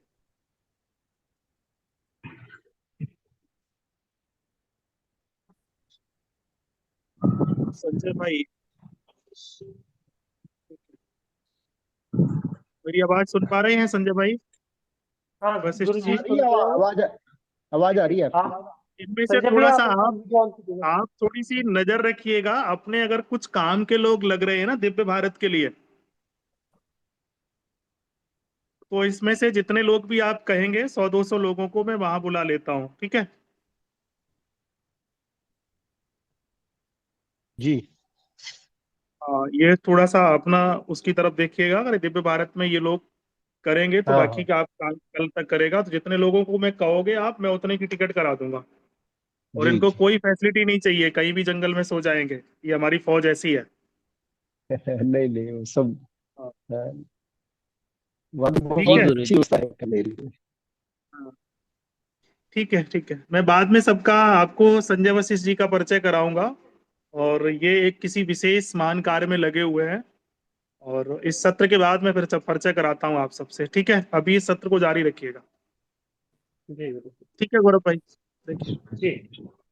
तो सभी ने समझ लिया ना कि चंचल है और गतिशील है। छोटे बच्चे को रोकना बिठाना मुश्किल होता है ना। अगर छोटा बच्चा दौड़ रहा है, भाग रहा है, कूद रहा है, जिद कर रहा है तो बड़ा सामान्य अच्छा लगता है ना। अगर वो बिल्कुल शांत हो जाए, जिद्दी ना करे, एक जगह बैठा है, हिल ही नहीं रहा, तो फिर क्या मानते हैं उसे हम? बीमार। और ये सब जो परख कर रहे होते हैं वो किस एज में कर रहे होते हैं आप? 0 से 12। मतलब जैसे ही जन्म हुआ वहां से आप उस बच्चे से कनेक्ट हो गए। तो वायु को हमने माना 0 से 12 वर्ष तक, ठीक है। ये 4 चीजों में कोई कंफ्यूजन हुआ? अब स्वाद खट्टा क्यों है? जितने भी 6 रस हैं, तिक्त, मधु, कटु, कसाय, है ना। तो इन स्वादों को जब आप कल्पना करते हो कि आप खा रहे हो, तो कौन सा ऐसा स्वाद है जो एड़ी से लेके चोटी तक आपकी पूरी बॉडी पे सिरन खड़े कर देता है, आपके एक एक रोम को खड़ा कर देता है, अगर आपकी कैपेसिटी से ज्यादा हुआ तो? खट्टा है ना। जी जी जब भाई, आप खाते खट्टा हो तो कैसा खट्टा मुंह स्वाद। बनाते हो? हाँ, कैसा मुंह बनाते हो? बनाते हो ना ऐसा, मतलब पूरी बॉडी शिवरिंग करती है। तो वो जो चंचलता और गतिशीलता की बात आई वो आ गई। तो इसीलिए हमारे आदि ऋषि मुनियों ने स्वाद क्या ले लिया? खट्टा, रंग हरा, उम्र 0 से 12, गुणधर्म जो एक छोटे बच्चे के होते हैं। जितने आपको गुणधर्म मिलेंगे ना वो सारे के सारे किसके हो गए? वायु तत्व के। यहाँ पे अब किसी को कोई कंफ्यूजन है? नहीं। तो आगे बढ़ते हैं। अब अगला तत्व लिखिएगा अग्नि। अग्नि में ये 2 प्रारूप में बदल जाएगा, एक अग्नि और दूसरा प्रचंड अग्नि। तो अग्नि को लिखिए। अग्नि की जो उम्र होगी वो 12 से 24 वर्ष लिखिएगा। यहाँ पे स्लाइड में थोड़ी सी गड़बड़ी है, तो उम्र लिखेंगे 12 से 24 वर्ष। 12 जो है ट्रांजिशन है ना, इधर से इधर जाना है केवल। किसी के बैकग्राउंड में थोड़ी सी गाड़ियां चल रही है, वो म्यूट कर लेंगे। दूसरा, रंग की बात करेंगे तो रंग लाल। स्वाद हो जाएगा तीखा या कड़वा, जिसको हम कटु बोलते हैं। और स्वभाव हो जाएगा जोश, क्रोध और ताकत या ऊर्जा कह सकते हैं। तो आप इस उम्र में आप अग्नि को देखिए, अग्नि का रंग क्या है? लाल रंग। लेकिन जब आप गैस वाली रंग जलाते हैं तो नीला और बैंगनी कलर ज्यादा दिखता है ना। जी भाई। तो यहाँ पे जो आप अग्नि को जोड़ेंगे वो नेचुरल जोड़ेंगे। जो गैस वाली अग्नि है वो नेचुरल नहीं है, ठीक है। लेकिन जब आप नेचुरल कुछ जलाते हो तो उसमें कौन सा रंग ज्यादा दिखता है? लाल रंग ज्यादा दिखता है भाई। Red orange. ठीक है। इसी प्रकार से जो उम्र है 12 से 24, इस टाइम पर जो बच्चे होते हैं वो कैसे होते हैं? सेल्फिश होते हैं, सेल्फलेस होते हैं? सेल्फिश होते हैं। सेल्फलेस। आप उनसे किसी भी सेल्फिश होते हैं, है ना, स्वार्थी। आप उनसे बोलिए कि ये काम करना है, मेरी पढ़ाई है, लेकिन अगर उनके मन का काम है तो फिर बोलते हैं कि मेरी तुरंत पढ़ाई कर है, लेते हैं। नहीं, तुरंत तुरंत करते करते हैं हैं। ना। तो जो बच्चे हैं वो जोश, ऊर्जा और उमंग में हैं। तो जो जोश में, ऊर्जा में जिसके पास ताकत है, क्या वो आपके अनुसार चलेगा या अपने अनुसार चलेगा? अपने अनुसार चलेगा भाई वो। खुद के तो अनुसार। इस उम्र में बच्चों के अंदर जोश, ऊर्जा, उमंग है, तो वो अपने अनुसार चल रहे होते हैं, तो इसलिए वो स्वार्थी भी दिखते हैं। जो बच्चा कुछ दिन पहले 0 से 10-12 साल तक भी अगर आपको कुछ उल्टा पुल्टा बोलता था, खासकर छोटेपन में, कि मम्मी तू तो गंदी है, हट चल हट, हर समय जिद, या एक आध थप्पड़ भी आपको मार देता था, आपको बड़ा प्यार आता था। अब वही 12 से 24 वर्ष का बच्चा आपको बोले मम्मी तू गंदी है, पब्लिक में या कमरे में भी आपको हल्का सा भी ऐसे करके तेज मार दे, थप्पड़ मार दे गाल पे, तो आपको बर्दाश्त होगा क्या? नहीं। नहीं भाई। बच्चा वही है, माँ भी वही है, पिता भी वही है, लेकिन क्रिया भी वही है जो पहले कर रहा था। पहले बहुत एक्सेप्टेड थी कि बड़ा प्यारा बच्चा है, और अब कि इस बच्चे को इतनी तमीज नहीं है, इसने मुझे मार दिया। तो ये क्यों हुआ? सिर्फ पंचतत्व के कारण से उसकी ऊर्जा परिवर्तन हुआ, और आपने उसका एक प्रारूप ही अलग मान लिया। ठीक है। दूसरा, जब कोई गुस्सा में होता है तो उसका चेहरा कैसा दिखता है? लाल। लाल दिखता है, आंखें लाल, कान लाल हो लाल, जाता है चेहरा भाई। लाल। तो जी उससे क्या भाई लाल कहते हो हैं? जाता है। भाई, भाई ठंडा हो जा, पानी पी, शांत हो जाए, है ना? ऐसे ही बोलते हैं ना। तो इस टाइम पे जो बच्चे होते हैं जोश, ऊर्जा, उमंग में, जब वो बोल रहे होते हैं, तो क्या वो उस प्रोटोकॉल को देखते हैं कि ये मम्मी है, पापा है, ये कौन है? कुछ भी उल्टा पुल्टा बोल जाते हैं ना, सही बात। कड़वा बोलते हैं। और किसी भी चीज को, किसी भी स्वाद को आप ज्यादा अग्नि के संपर्क में रखिए, मतलब जला दीजिए, तो कैसा हो जाएगा उसका स्वाद? कड़वा। भाई कड़वा कड़वा हो हो जाएगा जाएगा। ना। कोई भी स्वाद की विषय वस्तु थी। तो यहाँ से रंग, स्वाद, उम्र और स्वभाव, इन चारों चीजों को समझने में हेल्प हुई या कुछ कंफ्यूजन है? जी आ गया समझ में। किसी का कोई शंका हो तो वो रखें। स्वाद के बारे में एक बार दोबारा। किसी भी स्वाद को, चाहे वो कड़वा है, चाहे फीका है, चाहे नमकीन है, चाहे मीठा है, चाहे खट्टा है, यही 6 स्वाद है ना। तो जी या कसैला, इन सभी स्वादों को आप जला दीजिए, तो जी। उसका स्वाद क्या हो जाएगा? जलने मात्र से कड़वा हो जाएगा। कड़वा हो जाएगा, तो स्वाद कड़वा है। अब आते हैं प्रचंड अग्नि पे। अब जैसे मोमबत्ती की लौ में से हर व्यक्ति को बोलिए तो उंगली निकाल देगा, निकाल देगा ना। जी लेकिन जब आप होलिका दहन करते हो, तो होलिका दहन की जो परिक्रमा करते हो, बिल्कुल सट के करते हो या दूर से करते हो? बहुत दूर दूर से। से। दूर से करते हो, उसमें भी ऐसा लगता है कि शरीर जल जाएगा अगर ज्यादा देर रुक गए तो एक जगह। जी। मतलब रोंगटे और आपके बाल जो है वो जलना शुरू भी हो जाते हैं, डिस्टेंस से भी होते हैं ना। जी। जी तो ये प्रचंड अग्नि की ताकत है। अब इस जगह जोश, ऊर्जा, उमंग पहले जैसी है, लेकिन एक चीज आ जाती है, वो है होश। मतलब उस व्यक्ति को पता है कि कब गुस्सा करना है और कब शांत होना है। जो बच्चा 12 से 24 की उम्र में, खासकर 12, 14, 15, 16, 18 साल में, जब वो गुस्सा होता है, तो वो फिर नहीं देखता उसके मम्मी है, उसके पापा है, कौन है, घर के जी बाहर है कि भाई। घर के अंदर है ना? लेकिन वही बच्चा जब थोड़ा सा बड़ा हो जाता है, जॉब में जाने लगता है, तो सिर्फ उसका सिर्फ कॉल आ रहा है, बहुत गुस्सा हो रहा था, उसके बॉस का कॉल आ गया, तो क्या वो उसी गुस्सा में बात करता है या शांत हो जाता है? कहता है एक मिनट शांत, मतलब शांत हो खुद जाता गुस्सा है। हो रहा था, सामने वाले से कहता है शांत, ऑफिस से कॉल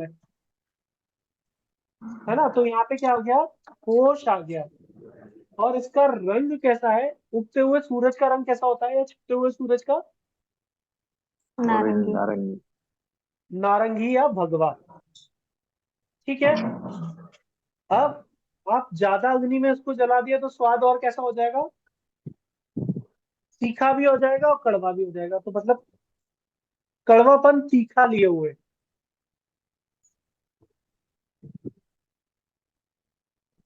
एक समझदार व्यक्ति आपको बहुत गलत बोले, कड़वा बोले, और एक नासमझ बच्चा आपको कड़वा बोले, तो किसकी बात ज्यादा चुभेगी आपको?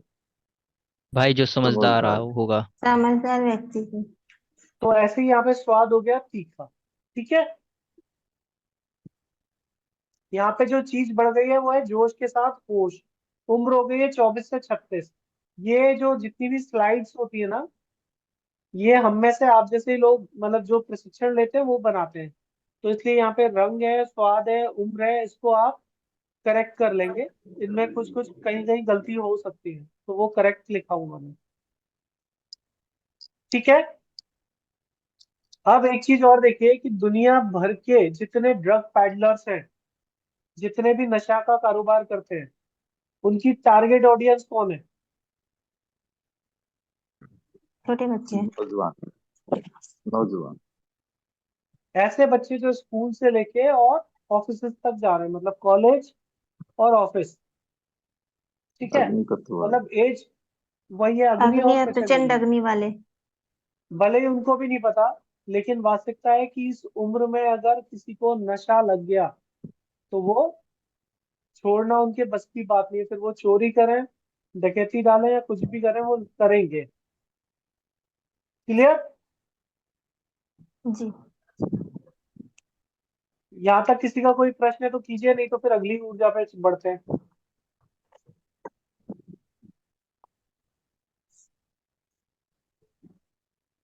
एक बार मैं यहाँ पे आपसे पूछ रहा हूँ, जरा आप में से कोई भी बताना चाहे वायु का रंग हरा क्यों है और स्वाद खट्टा क्यों है? कोई बताना चाहेगा?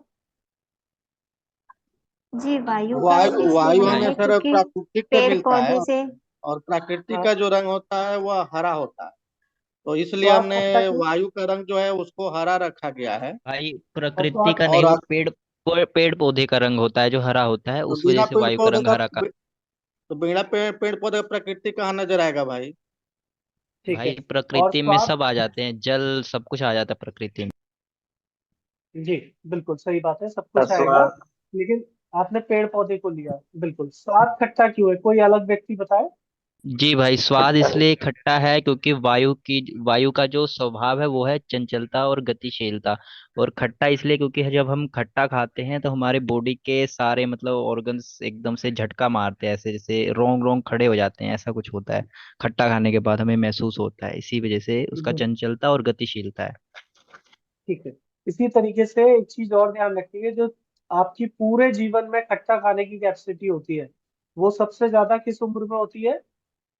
बचपन में। जी बचपन में। भाई, बचपन में या फिर कभी गर्भावस्था अगर किसी लेडीज को है तो उसको। बिल्कुल, क्योंकि उसके अंदर भी एक शिशु पल रहा है, तो उसकी जी रिक्वायरमेंट भाई। भी खट्टा की है ना, गति के लिए। ठीक है, अब पृथ्वी पे चले। तीसरी ऊर्जा लिखिए पृथ्वी। यहाँ पे उम्र लिखेंगे 36 से 48 साल। रंग लिखेंगे पीला। यहाँ पे गलत लिखा हुआ है, पीला लिखा हुआ है। There are some peoples belonging to south. अगर आपको मतलब लिखने में, पढ़ने में या सुनने में कुछ प्रॉब्लम है तो फिर आप बताइए, तो फिर उसको ट्रांसलेट करेंगे। कर्नाटक से साथी हैं, तेलंगाना से साथी हैं, केरल से हैं। आप लोगों को कोई दिक्कत हो रही है पढ़ने में, समझने में, तो बताइएगा। जी भैया, टेस्ट के बारे में इंग्लिश में बताइएगा। ठीक है। खट्टा तो आप समझते हैं ना? और हाँ एस हाँ ओ हाँ। यू आर स्वाद बोलते हैं ना? और कड़वा को हम क्या बोलते हैं? कड़वा बिटर। बीटर। बेटर। ठीक है, यहाँ तक हाँ क्लियर हो गया ना? हाँ। और मीठे को हम क्या बोलते हैं? स्वीट। स्वीट। ये भी क्लियर हो गया। तो हाँ पृथ्वी का जो स्वाद होगा वो मीठा होगा। रंग पीला, या जिसको हम येलो बोलेंगे, है ना? जी। कलर में तो कोई दिक्कत नहीं है ना भैया? हरा मीन्स जी ग्रीन, नहीं भैया, लाल कलर मीन्स में कुछ रेड। दिक्कत नहीं है, ओनली टेस्ट। ठीक है, ठीक है, ठीक है, ठीक है। कहीं भी कोई दिक्कत लगेगी ना तो आप टोक दीजिएगा। हाँ ठीक है भाई। जी, ठीक है। और उम्र हो जाएगी 36 से 48 साल। स्वाद हो गया मीठा, रंग हो गया पीला। और इस उम्र के जो व्यक्ति होते हैं वो कैसे होते हैं? धैर्यवान होते हैं, क्षमाशील भी होते हैं, सहनशील भी होते हैं, जड़त्व भी होते हैं। साथ में अपने करियर, अपने जीवन में ग्रोथ भी कर रहे होते हैं। जैसे अगर मैं पीछे की बात करूं, यहाँ पे जो होश आया, होश का मुख्य कारण है कि इस बच्चे को जब ये 24 से 36 में गया तो पूरी सोसाइटी पूछती है कि बेटा क्या कर रहे हो, क्या पढ़ लिए, क्या कर लिया, क्या कर रहे हो। तो जो ये प्रश्न है ना, अचानक से उस बच्चे के अंदर एक कॉम्प्लेक्स ला देता है और उसे उसकी जिम्मेदारी का एहसास होता है कि मैं अभी अपने पैरों पे खड़ा हूं या नहीं हूं। इसी प्रकार से जैसे ही वो व्यक्ति 36 से 48 में आया तो उसकी कल्पना क्या होती है, मैं अपने जीवन में सब कुछ पालूं, शादी हो गई है तो बच्चे कर लूं, बच्चे हो गए तो घर बना लूं, घर बन गया है तो उसको और बेटर कर लूं, सोसाइटी में रिलेशन बना लूं। जो बच्चा एक टाइम पे बोलता था कि मम्मी और पापा यार तुमने फालतू के पचड़े बना लिए हैं, इतने सारे लोग क्या शादियों में जाते हो, वही व्यक्ति अब ससुराल भी जाता है शादियों में, नए फ्रेंड्स भी बना रहा है और अड़ोस पड़ोस में भी रिश्ते निभाता है, करता है ना ऐसा। तो जी वो सिर्फ ऊर्जा है पृथ्वी की। अब दूसरा, इसका रंग पीला और स्वाद मीठा क्यों लिया, इसको समझते हैं। पृथ्वी की जितनी भी बार बात करेंगे तो हम दो चीजों से जोड़ेंगे। पृथ्वी को माँ बोलते हैं, हमारी संस्कृति में माँ किस किस को बोलते हैं हम? माँ की उपमा किस किस को दी है हमने? गाय को, पृथ्वी को। गाय को, पृथ्वी को और नदी को। जी और देवी माँ को, जिस एक माँ ने गंगा लालन माँ को। पालन किया उसको भी। हाँ मतलब नदी गंगा माँ है। जो जन्म दिया है सो भी माँ। हाँ, सो भी माँ। अब आप ये देखिए, जो गाय है, अगर आज तो लैक्टोजन और ये तमाम दूध आ गए, लेकिन पूर्व के टाइम में जब अगर किसी बच्चे की माँ दूध नहीं दे पाती थी या मर जाती थी तो उसको किसके दूध से पाला जाता था? गाय गाय के। के दूध से भाई। गाय के गाय दूध। के दूध से। गाय का दूध और जो अपनी माँ का दूध है वो सफेद होता है या पीलापन लिए होता है? पीलापन पीलापन। लिया था। भाई पीलापन थोड़ा बहुत लिए। पीला भी हल्का होता है। पीलापन होता है ना, पीलापन होता है उसमें। देसी गाय है तो, विदेशी नस्ल की बात नहीं है। दूसरा, साथ ही साथ उस दूध का स्वाद बिना मीठा डाले हुए क्या होता है? मीठा होता है थोड़ा। मीठा होता है ना, स्वीटनेस होती है ना उसमें। जी तो भाई मीठा रंग होता है थोड़ा। और स्वाद मिल गया। इसी तरीके से एक और उदाहरण समझते हैं। दुनिया भर में जितनी भी मिट्टी है अलग अलग रंग की है, कहीं पीली है, कहीं नीली है, कहीं काली है, कहीं सफेद है, कहीं भूरी है। लेकिन जब आप जीपीएस मैपिंग करते हो तो सबसे ज्यादा प्रतिशत में कौन से रंग की मिट्टी मिलती है आपको? पीला। पीले रंग की। पीला भैया पीला। पीली। पीली। अब तो यहां से भी रंग पीला ले लिया। दूसरा, जितने भी जीव मिट्टी के अंदर रहते हैं, मतलब छुप के रहते हैं, आपकी किचन में आपको तो ढूंढने में टाइम लगता है कि किसमें मीठा है, किसमें खट्टा है, किसमें तीखा है। लेकिन कई बार बारिश के टाइम में या जब वो कीट निकलते हैं और आप जैसे ही अपने मीठे का डिब्बा खोलते हो तो उसमें क्या मिलते हैं? वो कीट मिलते हैं। जी भाई। तो मतलब पृथ्वी के अंदर रहने वाले कीटों को क्या पसंद है? स्वाद। मीठा। मीठा। तो पृथ्वी का संबंध बना मीठे से। जी भाई। ये क्वेश्चन पूछूं? जी। जैसे आप ये बोले आप ना कि नदी को भी माँ कहे हैं, तो जी फिर इसका पानी से रिलेशन कैसे बोलेंगे आप? पीला कलर, देखिए, ये पानी तो वाइट होता है, कलरलेस होता है। पानी कलरलेस है। लेकिन मैंने जहाँ पे बोला ना कि सारी संस्कृति में किन किन चीजों को माँ बोलते हैं, तो मैंने ये नहीं बोला कि पानी का रंग ले लो। मैंने सिर्फ उस चीज को कनेक्ट करने के लिए बोला कि आप अपनी संस्कृति में कितनी चीजों को जानते हैं। जैसे किसी भाई ने बोला कि सिर्फ गंगा को हम माँ मानते हैं। हमारे यहाँ जिस भी आप देश प्रदेश में हो, तो जहाँ पे भी जो नदी है, चाहे वो नर्मदा हो, चाहे कृष्णा हो, चाहे कावेरी हो, सभी चाहे नदियों को सिंधु माँ हो, कहते हैं। सतलुज हो, वो सभी माँ है ना, तो वो सभी माँ है। लेकिन समुद्र को हम माँ नहीं तो जो मानते। पालन करती है, जो पालन करती है उसे माँ कहते हैं। हाँ, इसलिए ठीक है जी। ठीक है। जी कलर के लिए मुझे थोड़ा सा कंफ्यूजन है, कलर के थोड़ा लिए और आपको डिटेल कुछ में याद नहीं बताइए। रखना। कलर, माँ का दूध, एक गर्भवती मतलब एक महिला अपने बच्चे को जो दूध का पान कराती है, स्तनपान कराती है, हो उसके रुपये दूध का जाएगा रंग सफेद होता है या पीलापन लिए होता है? दुकान है 100 पीलापन रुपये भी होता है। पीला हो गया। गाय जो 200 देशी रुपया गाय है, सब लोग प्लीज म्यूट हो जाइए।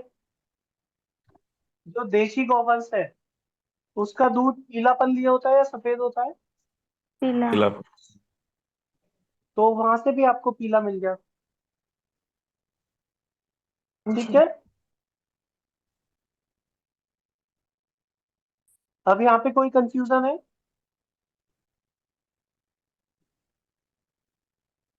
36 से 48 की उम्र में जो व्यक्ति है वो जब छोटा था, 0 से 12 वर्ष की उम्र में भी था, फिर वो 12 की 24 में अग्नि में आया, फिर प्रचंड अग्नि में आया और अब पृथ्वी में आ गया। क्या वो पहले की जैसा तेज तर्रार लड़ने वाला है या चीजों को नेग्लेक्ट कर देता है? यार छोड़ो मत, जो छोड़ो यार, शांत रहो। तो मतलब वो क्यों कर पा रहा है? उसमें धैर्य और क्षमाशीलता आ गई, सहनशीलता आ गई। ये बात से सहन मतलब सहमत है या नहीं? जी। जी भाई सहमत है। जड़त अपने जीवन में वह व्यक्ति ग्रोथ करना चाहता है, तो ग्रोथ करेंगे तो कैसे करेंगे? आप अपनी सराउंडिंग से जुड़ेंगे, रिलेशन बिल्डअप करेंगे, पैसा भी बढ़ाएंगे, घर संपत्ति भी बनाएंगे और दोस्ती व्यवहार भी बना के चलेंगे। तो क्या बोलेंगे इसको?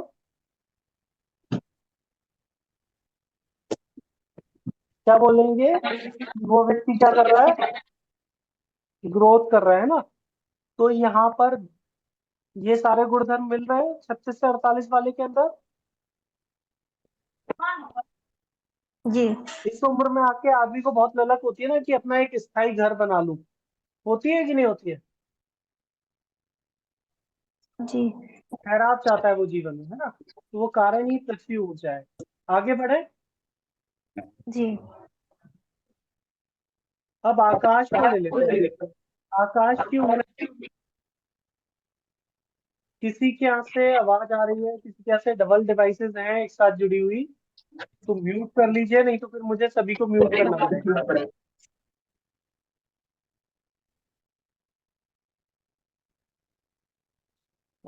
तो यहाँ पर रंग जो रखेंगे हम, उम्र रखेंगे 48 से 60 वर्ष। स्वाद रखेंगे इसका कसैला, फीका और चटपटा। कसैला को हम बोलेंगे और test in which 3 to 4 kind of test होंगे। मतलब जैसे आपने खाया, सॉफ्ट है जो, जब आप उसको खाते हो तो वो शुरू में मीठी भी होती है, फिर कभी कड़वी भी लगती है, और जब पानी पीते हो तो फिर वापस मीठी लगती है। जामुन है, ब्लूबेरी, है ना, उसको आप खाते हो तो खट्टा, कभी मीठा, कभी या कोई और भी टेस्ट लग रहा होता है। फील किया है? इसी तरीके से तिल है, वो भी 3 से 4 टेस्ट देते हैं। क्लियर हुआ क्या? और एक टेस्ट हो गया टेस्टलेस, जिसको हम फीका बोलेंगे। और चटपटा, जिसको हम पंचेंट बोलते हैं। मतलब जब चाट टिक्की खाते हैं ना, तो ऊपर से मसाले डालते हैं, तो वो चटपटा हो गया।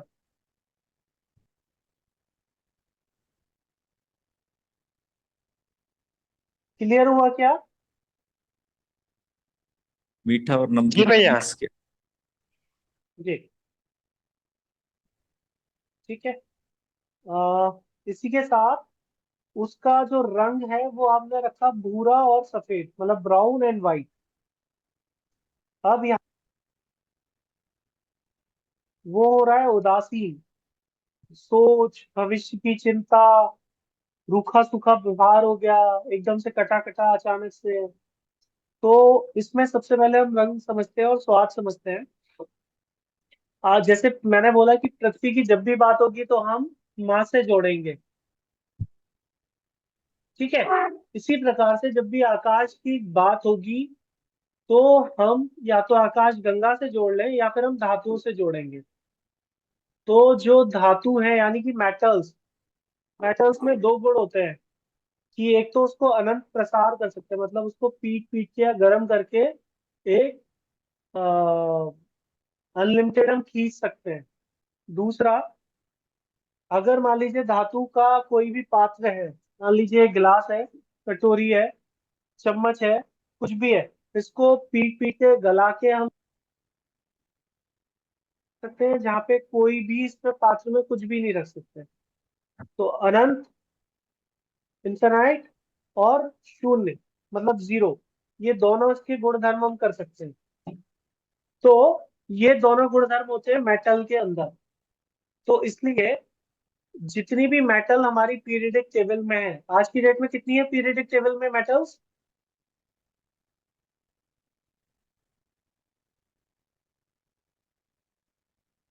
हेलो। जी बताएं। हाँ भैया, ये मेरे को अभी आपने मेटल्स के बारे में बताया, मुझे कुछ समझ में नहीं आया, एक बार क्लियर करिए। ठीक है, आकाश तत्व को मैंने धातुओं से जोड़ा, क्योंकि धातु में दो गुण, आकाश के दो गुण हैं। अगर ये शून्य भाव में चला जाता है ना, तो ये ईश्वर की तरफ भागता है। तो जो बाबा और सिद्ध संत है,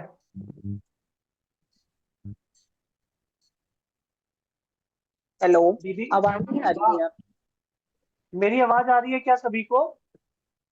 हाँ आ रही अब है आई भैया, बीच जी में भाई कट अब गई आ थी, रही अब आ रही है। ठीक है, प्रीति दीदी आप अपनी फिर लोकेशन चेंज कीजिएगा। ओके मेरा ओके। प्रश्न है कि जो शून्य भाव में व्यक्ति है, मतलब जो साधक है, जो संत है, वो अपने को प्रदर्शित करता है या बिल्कुल बताता ही नहीं है कि उसके पास क्या है? वो बताता ही नहीं है उसके पास क्या है। ठीक है, तो वो शून्य भाव में है, वो ईश्वर के प्रति समर्पित है केवल। और एक अनंत भाव है, जैसे नेताजी, जैसे हमारा शासन प्रशासन, मतलब वो डीएम हो सकता है, आपका एसपी हो सकता है, या मान लीजिए मुख्यमंत्री हो सकता है, या जो भी नेताजी हैं, है ना, जी। करने की दिखा कोशिश करते हैं ना, मैं जीत जाऊंगा तो ये कर दूंगा। हाँ हाँ। कहते हैं ना, मैं जीत जाऊंगा तो पाकिस्तान के भी 5 टुकड़े कर दूंगा, भले ही अपने घर में चीजें ना समझें, है ना। तो वो अनंत भाव है उनका। तो ये जो दोनों भाव है, ये मेटल्स के अंदर होते हैं, धातुओं के अंदर होते हैं। तो मेटल्स को आप अनंत प्रसार कर सकते हैं, मतलब एक कितना भी लंबा मेटल से तार खींच सकते हैं। ठीक है, और उसको अगर पीटते जाए तो एक कटोरी को भी आप गोले में बंद कर देंगे, तो उसके अंदर आप कुछ रख लेंगे क्या? नहीं, तो शून्य और उसका अनंत पात्र दोनों, बनाना पड़ेगा। हाँ शून्य और अनंत दोनों चीजें उसके अंदर आ सकती है ना, गुण में उसके। तो इसी प्रकार से जो धातु है, जब उसको आप किसी को देते हो, तो आयुर्वेद में हम भस्मों के रूप में देते हैं। जितनी भी हमारी धातुएं हैं, धातु के रूप में देते हैं, भस्म के रूप में देते हैं। जैसे शीशा है, शीशे को नहीं खा सकते। पारा है, पारे को नहीं खा सकते। रांगा है, उसको नहीं खा सकते। कॉपर नहीं खा सकते, लेकिन भस्म के रूप में हम दे देते हैं। तो जब भस्म बनाते हैं, तो उनके दो कलर मिलते हैं हमें, व्हाइट से लेके ब्राउन के शेड में। ठीक है, जिसका बीच का शेड कहीं स्लेटी भी दिखेगा आपको। जी। तो जो ये ब्राउन से लेके व्हाइट का रंग का शेड आया, तो इसको हमारे आदि ऋषि मुनियों ने रंग रख दिया भूरा और सफेद। कंफर्म? जी। अब इस स्वाद को जब आप खाते हो, जितनी भी भस्में खाई जाती हैं, इनके स्वाद क्या क्या है? या तो टेस्टलेस होते हैं, फीका, जी भाई या कसैला होता है, जिसको हम एक से ज्यादा टेस्ट हो सकता है, उसमें हल्का सा मिठास हो, हल्का सा खट्टापन भी आए। जब थोड़ी देर बाद लार लेंगे या पानी पियेंगे, तो वो उसमें मिठास भी आ जाए, तो दैट इज कसैला या कसाय। ठीक है, और चटपटा, मतलब तीखा भी लग रहा है और नहीं भी लग रहा है ना, तो दैट इज चटपटा, पंजेंट। तो स्वाद और रंग क्लियर हो गया। जी भाई कोई है जिसको कंफ्यूजन? एक बार स्वाद का स्वाद जितनी भी भस्में मैंने बताई, जब आप टेस्ट करते हैं, आपने कोई भस्म खाई है आज तक? जी। तो उन भस्मों के टेस्ट क्या क्या मिले आपको? टेस्टलेस से टेस्टलेस है, ठीक है। पहली होती है, मतलब एक से ज्यादा टेस्ट देती है। कुछ भस्में चटपटी भी स्वाद की होती है, ठीक है। थोड़ी तीखी। तो इसलिए ये 3 टेस्ट दिए गए, कसैला, चटपटा और फीका, टेस्टलेस। अब यहाँ पे स्वभाव की बात आएगी, तो जो व्यक्ति बिल्कुल अपनी रिटायरमेंट एज में आ गया, ठीक है, 48 से 60 लगभग उसका रिटायरमेंट नजदीक है, हो सकता है उसका लोन चल रहा था तो उसे प्रेशर है कि यार मेरा अभी तक लोन चल रहा है, कल को नौकरी नहीं रही तो, या मेरी पेंशन नहीं आई तो, अभी मुझे 2 लाख रुपए आते हैं और कल को मेरे को 15-20 हजार में खर्चा चलाना पड़ा तो, मेरे बच्चों की शादी नहीं होगी, मेरे बच्चों की भी फीस आनी है, मेरे बच्चे भी पढ़ रहे हैं, तो वो समाज के साथ पहले जैसा मस्ती में रहेगा क्या, कि महीने में 4 मूवी देख ली, 6 बार शादियों में हो आया, या नहीं रहेगा, चिंतित सा है। नहीं रहेगा भाई, चिंतित थोड़ा रहेगा। उदास रहेगा। हाँ, तो वो चिंत उदासीन हो गया, रूखा सूखा स्वभाव हो गया, भविष्य की चिंताएं हो गई, तो जी। ये उसके गुण धर्म में आ जाएंगे। क्लियर?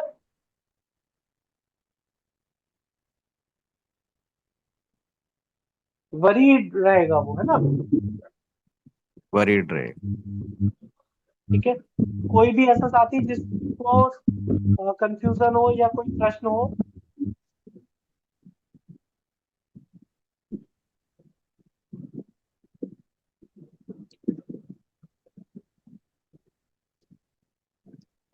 भाई एक सवाल पूछना था। जी। जैसे मुझे जैसे इसमें लिखा है बढ़िया, तो मुझे पेट साफ होने में भी दिक्कत होती है और चिंता, जैसे डिप्रेशन बना रहता है माइंड में हमेशा, मतलब दिमाग में कुछ ना कुछ चलता ही रहता है। जितना मर्जी दिमाग को शांत करने की कोशिश करो तो। अभी ये ना आपका आगे का प्रश्न आ गया, जब हम डायग्नोज पे चलेंगे और ना ट्रीटमेंट पे आएंगे, तब आप ये प्रश्न कीजिएगा। जी भाई। प्रीति दीदी, आपका प्रश्न है, कीजिए। हाँ भैया, मैं ये पूछ रही हूँ, ये जितने भी मेटल होते हैं ये निकलते तो पृथ्वी में से हैं, तो इनको पृथ्वी की माटी का नाम नहीं दिया गया। इनको मेटल को आपने कहा कि इसको कोई भी आकार दे देते हैं, आकार के रूप में इसको लिया गया, क्या ये पृथ्वी से भी जुड़ा है? आ, ये पूछना देखिए, चाहती हूँ। पांचों तत्व तो आपस में गुथे हुए हैं जैसे एक परिवार। अब जैसे आपका सरनेम है अग्रवाल, है ना? जी। तो मान लीजिए आपके परिवार की एक पहचान होगी। आपके परिवार में एक, मान लीजिए एक 5 लोग हैं, एक उदाहरण के लिए बोल रहा हूँ, आप अग्नि हैं, आपके पतिदेव पृथ्वी हैं, आपका बेटा जल है ना? आपके ससुर जी या सास कोई और तत्व है, वायु है, मान। अब इन पांचों में से किसी एक को दिक्कत होती है, कोई एक बीमार होता है, तो क्या पांचों खुश रह पाते? प्रॉब्लम तो एक की थी। बिल्कुल बिल्कुल नहीं। इसी प्रकार से ये पांचों तत्व तो आपस में एक है। किसी भी चीज में किसी चीज की प्रधानता है ना? मतलब मेटल में भी पांचों तत्व है, लेकिन किसी एक चीज की प्रधानता की वजह से वो मेटल में गई। आकाश में। हाँ, है ना? मेटल में गई मतलब आकाश में गई, अदरवाइज वो पृथ्वी में ही रखते हैं उसको। जी जी। गाय को हमने भी पृथ्वी मान लिया था, लेकिन गाय के दूध को तो हम पृथ्वी नहीं मानेंगे, जी नहीं। जी नहीं। है ना? तो इसी प्रकार से ये आपस में एक ही होके भी अलग अलग वर्गीकरण। किसी और भाई का प्रश्न कोई? सर एक प्रश्न थोड़ा सा नहीं आ जी रहा है समझ। जी सर, हमने जी अभी तक तो लगभग देखे तो अग्नि का 2 तत्व था, नहीं तो 4 तत्व का अभी हम लोग ने मतलब स्मरण किया है। जी। तो सब सभी का सर उम्र अलग अलग है, 0 से 12, 12 से 24, फिर 25 से 36 है, और 37 या अभी तक हम लोग 60 वर्ष के उम्र का 5 खंड में हम लोग ने पढ़ लिया। जी और पांचों का सर स्वभाव भी अलग अलग है, और उसका जो स्वाद है वो भी अलग अलग। जी तो ये सर जैसे कि अगर मान लें कि जैसे अभी 48, जैसे अभी हम आकाश तत्व की बात करें, तो अगर किसी मनुष्य का जो उम्र है 49 से 60 साल का, तो इस समय जो यहाँ उसके पे खाना 48 से 60 ही लिखेगा, 48 से अच्छा 60 जी ही लिखेगा, ये गलत है थोड़ा, है ना। अच्छा जी सर, वही वही सर, 48 से जो 60 है, तो 48 से जो 60 के उम्र का व्यक्ति होगा, उसका जो खाने की जो इच्छा होगा, वो मतलब ये जो मेंटल को जो टेस्टलेस है या फिर चटपटा, ये मतलब होगा, या जैसे खट्टा है जी, जैसे हम 0 से 12 साल का देखें कि वायु देखिए तत्व है, जिसका देखिए उम्र 0 से 12 साल है, तो क्या वो बच्चा मतलब खाने में ज्यादा खट्टा को करता है, और इस उम्र का ज्यादातर उदासीन या टेस्टलेस को करता है? ये उम्र के अनुसार मतलब वही इच्छा प्रकट करेगा उम्र के अनुसार। देखिए, बहुत अच्छा प्रश्न है आपका, लेकिन आप हमेशा समझिए, जैसे गुरुजी ने कहा कि एक जैसा कुछ भी नहीं रहता, है ना, कि जो बीमार है उसकी बीमारी भी एक जैसी नहीं रहती, पैसे वाले का पैसा एक जैसा नहीं रहता, यश जिसके पास बहुत है उसका यश एक जैसा नहीं रहता, है ना। इसी प्रकार से आपके शरीर के अंदर भी जब आपको गर्मी लगेगी तो आपको ठंडा पानी चाहिए, जब आपको ठंड लगेगी तो आपको सादा पानी चाहिए या गर्म पानी चाहिए, ये सर। जब आप गति कर रहे हो तो आपको पसीना पहुंचने के लिए तौलिया चाहिए होगी, उस टाइम पे आपको फिर पानी से नहीं आप अपनी गति को रोकोगे, मतलब पसीने को रोकोगे, है जी ना, जी जब आप सर। दौड़ रहे हो।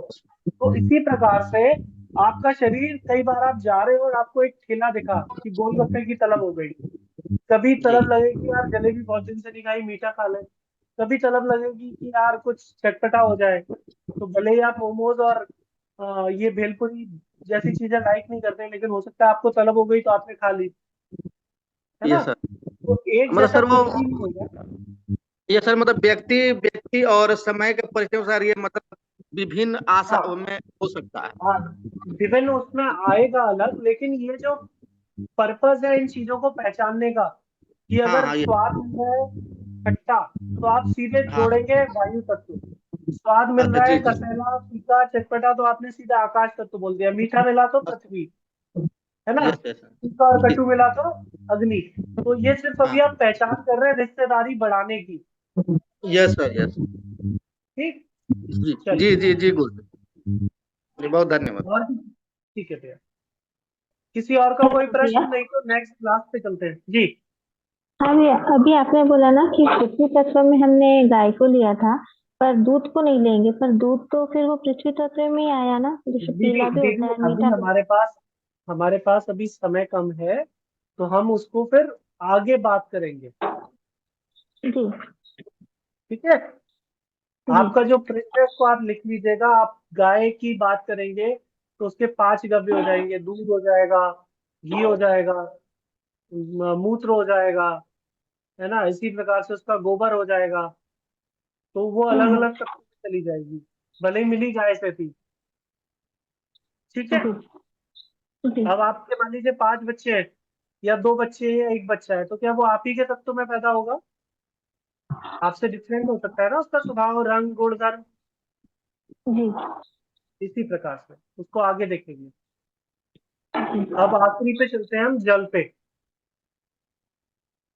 तो जल की उम्र लिखेंगे 60+, 60 के ऊपर जितनी भी उम्र चलेगी वो क्या हो जाएगी? जल तत्व। अब आप आंख बंद कीजिए और फिर से विचार कीजिए कि प्रकृति में सबसे ज्यादा जल एक साथ कहाँ पे दिखता है आपको? समुद्र में। समुद्र का रंग क्या है? नीला। कंफर्म है, सभी मान रहे हैं इस बात को? जी जी कहीं पे गुरु जी। समुद्र हरा भी दिखता है, कहीं पे लाल सागर भी है, कहीं पे काला सागर भी बोल रहे हैं, लेकिन इन जनरल अगर मैक्सिमम की बात करेंगे तो सागर का रंग क्या हुआ? और नीला। नीला नीला या नीले के शेड, है ना। अब जी जब पानी सड़ जाएगा, वैसे तो आप हाथ में लीजिए, समुद्र का भी जल तो टेस्टलेस है, मतलब कलरलेस है, सॉरी, लेकिन जैसे ही हाँ आप उसको एक जगह सड़ा दीजिए तो वो कलर क्या दिखने लगता है फिर? काला। काला। हरा। काला, ठीक है। तो रंग ले लिए हमारे आदि ऋषि मुनियों ने, नीले और काले। समुंदर का रंग तो नीला काला ले लिया, लेकिन स्वाद क्या है उस पानी का? नमकीन। नमकीन खारा, है ना। भैया आपको समझ में आ रहा है नमकीन का मतलब? सॉल्टी, सॉल्ट,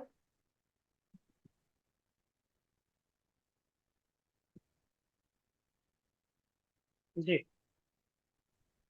जो भैया तेलंगाना और उधर साउथ से हैं, आपको समझ में आ रहा है भैया नमकीन का मतलब?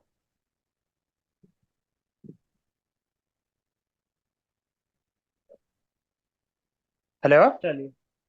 हाँ जी भैया। जी भाई समझ में आया। ठीक है। आपके यहाँ आपकी तेलुगु में क्या बोलते हैं नमकीन को, स्वाद को? उप्पू। उप्पगा। उप्पू। और अच्छा, और मीठे को क्या बोलते हैं? टीपी। और कड़वे को क्या बोलते हैं? कड़वे को चेदू। और खट्टे को? पुलुपु। जी। और कसेले को? वगरू। और फीके को मतलब टेस्टलेस को? जी। टेस्टलेस जिसका कोई टेस्ट ना आ रहा हो, फीका, उसको क्या बोलेंगे? ये भी टेस्ट ले। अच्छा। चप्पगा और जो चप्पगा। अच्छा, और जो चटपटा उसको क्या बोलते हैं? चटपटा।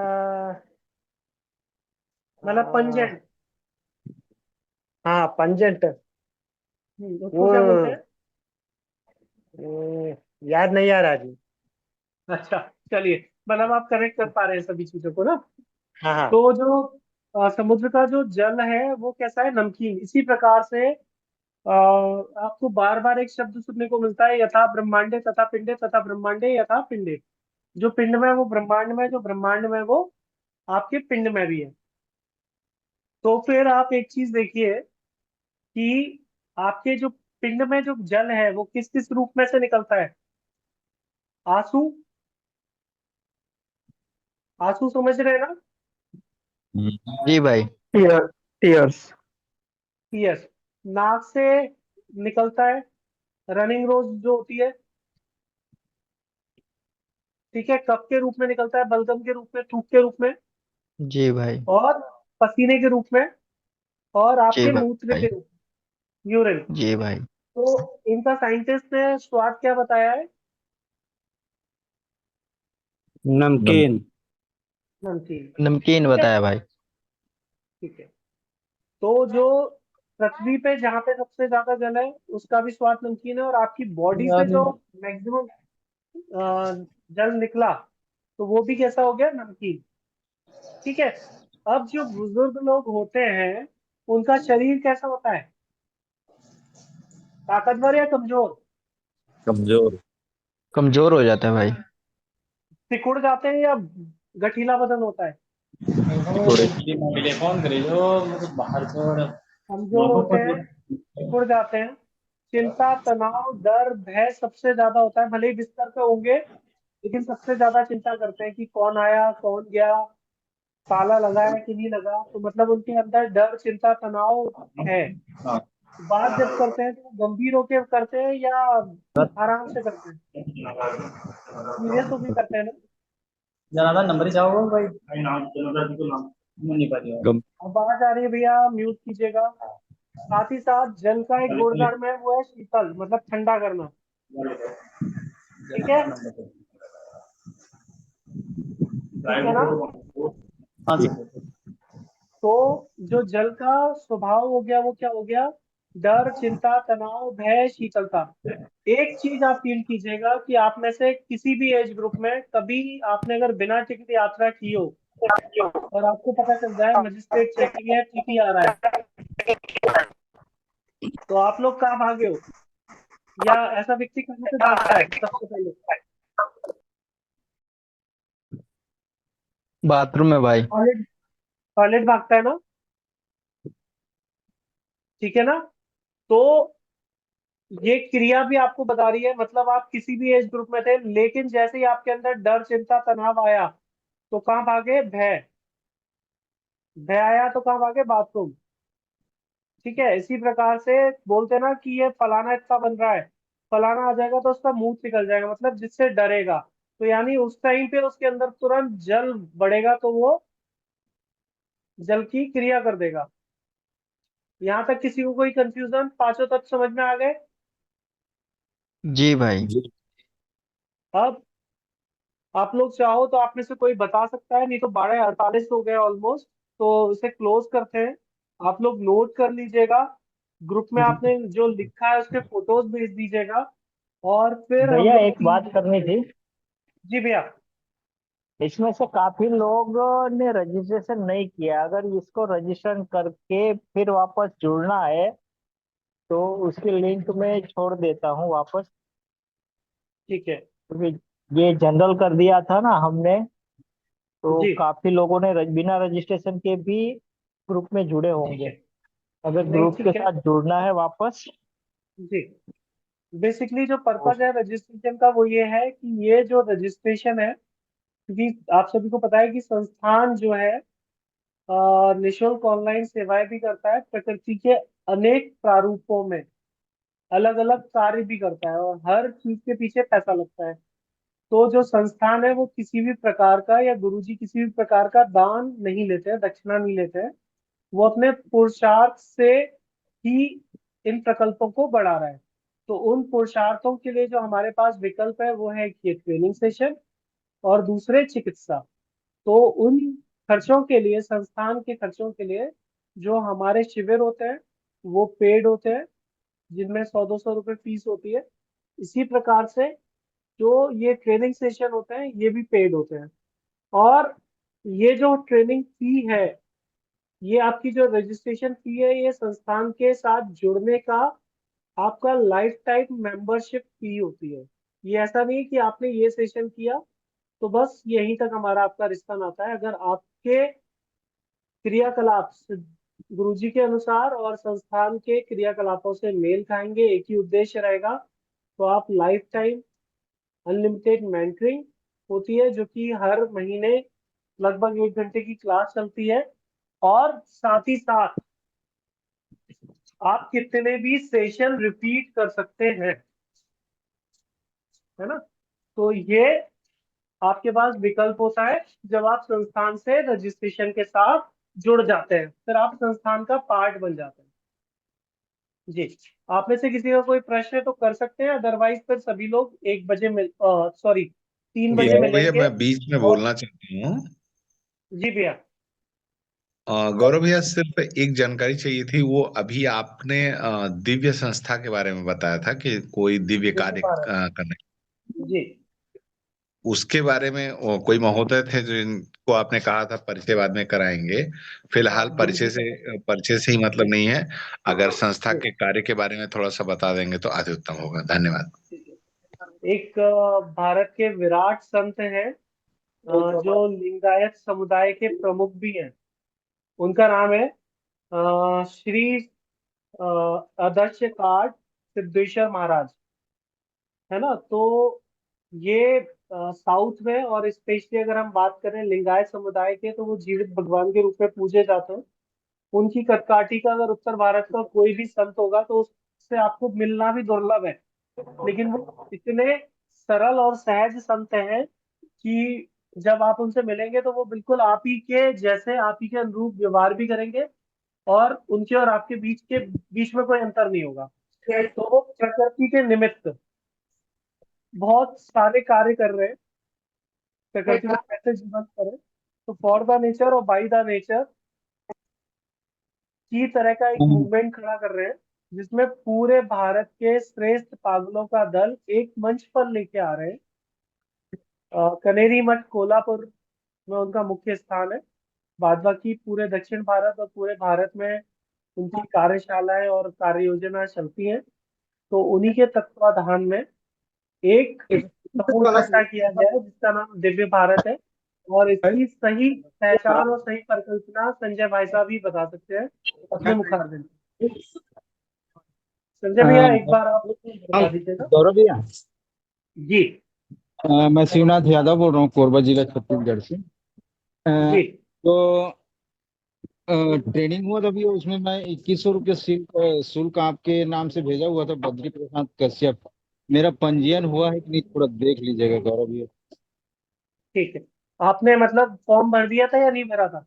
फॉर्म नहीं भराया था भैया। 2100 रुपये शुल्क मैं बद्री प्रसाद कश्यप के नाम से आपके अकाउंट में इस भेजा। बार से भैया, इस बार से जो फीस है ना वो 3100 रुपये रिवाइज कर दी गई है। नहीं पहले का है भैया। अच्छा, पूर्व का है। हाँ पूर्व का है, अभी का नहीं है। हाँ तो मैं अभी चेक करवा मेरा दूंगा। टेलीग्राम जो है ना खराब हो गया था, इसी वजह से मैं जुड़ नहीं पा रहा था। जिस समय 2100 रुपया था ना उसी समय कोई दिक्कत नहीं है। अगर आपका पूर्व का रजिस्ट्रेशन है तो आप कभी भी इसमें कितनी बार भी आप जुड़ सकते हैं, कोई दिक्कत नहीं है, उसको चेक करा लें। पता नहीं हुआ है कि नहीं, थोड़ा सा देख लीजिएगा बोर्ड में। ठीक है, उसको चेक करा लीजिए। यादव करके भैया। ठीक है ना, आप मुझे डिटेल एक बार फॉरवर्ड कर दीजिएगा तो मैं विमल भैया और संस्थान के साथियों से हेल्प लेके चेक करा लेंगे। गौरव भैया, जी भैया। मेरे को भी लिंक भेज देना, मैं भी वापस कंटिन्यू कर रहा हूँ। ठीक है जी भैया जी। एक सवाल है इससे, जैसे छोटे बच्चे जो रहते हैं, जैसे आपने कहा कि जो 0 से 12 वर्ष का है वो उसमें वायु तत्व रहेगा, तो जैसे कुछ जो थोड़े बच्चे एक उम्र के बाद भी जैसे बिस्तर में ये कर देते हैं, तो उसमें क्या 2 तत्व मिल जाते हैं उनके, या मतलब क्या कहेंगे इसको? आप ऐसे ही मानिए कि जब डर और चिंता और तनाव और भय होता है तो हो जाता है कई बार ऐसा। अब वो किस कारण से हो रहा है, उसकी जरूरी नहीं है कि 100% वो जल के कारण से ही पेशाब करेगा, लेकिन इसको आपको पहचानना पड़ेगा। तो ये जो पार्ट है ये नेक्स्ट सेशन में आपको क्लियर होते चले जाएंगे। अच्छा, ठीक है, मतलब ऐसा जरूरी नहीं कि जो है वो, मतलब वही कि चेंज हर किसी में कुछ भी हो सकता है। आपको देखो पहले ही स्टेटमेंट बोला गया था कि जब किसी और मौसम में, किसी और उम्र के किसी और उम्र में, है ना, या किसी और स्थान के किसी और स्थान पर, किसी और सानिध्य के किसी और सानिध्य में लक्षण दिखाई देने लगे स्थायी रूप से, तो वो बीमारी है। तो बस इन्हीं 5 चीजों पे आपको फोकस करना है किसी भी बीमारी। ठीक है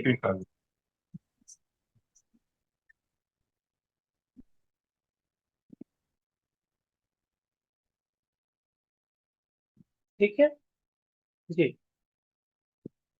अ, मेरे ख्याल से शायद संजय भैया भी नहीं है। जब वो उपलब्ध होंगे तो फिर उन्हीं के मुखार बिंद से हम प्रॉपर एक बार दिव्य भारत का भी परिचय ले लेंगे आप सभी के लिए।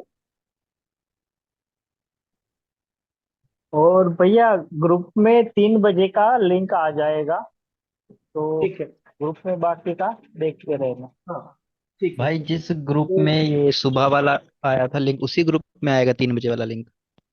हाँ, जो आप लोग का जिनका टेलीग्राम में जो रजिस्ट्रेशन ग्रुप बनाया कंप्लीट हो प्रशिक्षण रखा के है, लिए, जी उसी में भाई आ हमारा जाएगा। हो रखा है रजिस्ट्रेशन, तो आप हाँ लोगों को वो अनिकेत लिंक भाई ने हमें जोड़ा था। हाँ, तो बस उसी ग्रुप में आ जाएगा। जी जी भाई। सभी को प्रणाम, है ना। आप सभी लोग जिन जिन का रजिस्ट्रेशन हो चुका है, अगर कोई उस ग्रुप में नहीं गया हो तो जितने भी हम एडमिन हैं, चाहे मुझे, चाहे विमल भैया को, या मनीष भैया को, या जिनसे भी आपकी वार्ता होती है, उनमें से किसी भी भाई और बहन के आप संपर्क से आ सकते हैं इसमें। ठीक है, तो मैं क्लोज कर रहा हूँ क्लास को। जी किसी भाई, का प्रश्न तो नहीं? नमस्कार। नमस्कार। नमस्कार। गौरव भैया, अभी कुछ नया ग्रुप बनाया है या वो पुराने वाले में लिंक आएगा? भैया जो ग्रुप जिसमें रजिस्ट्रेशन होके लोग जो जुड़े हुए हैं ना, उसी ग्रुप में आएगा।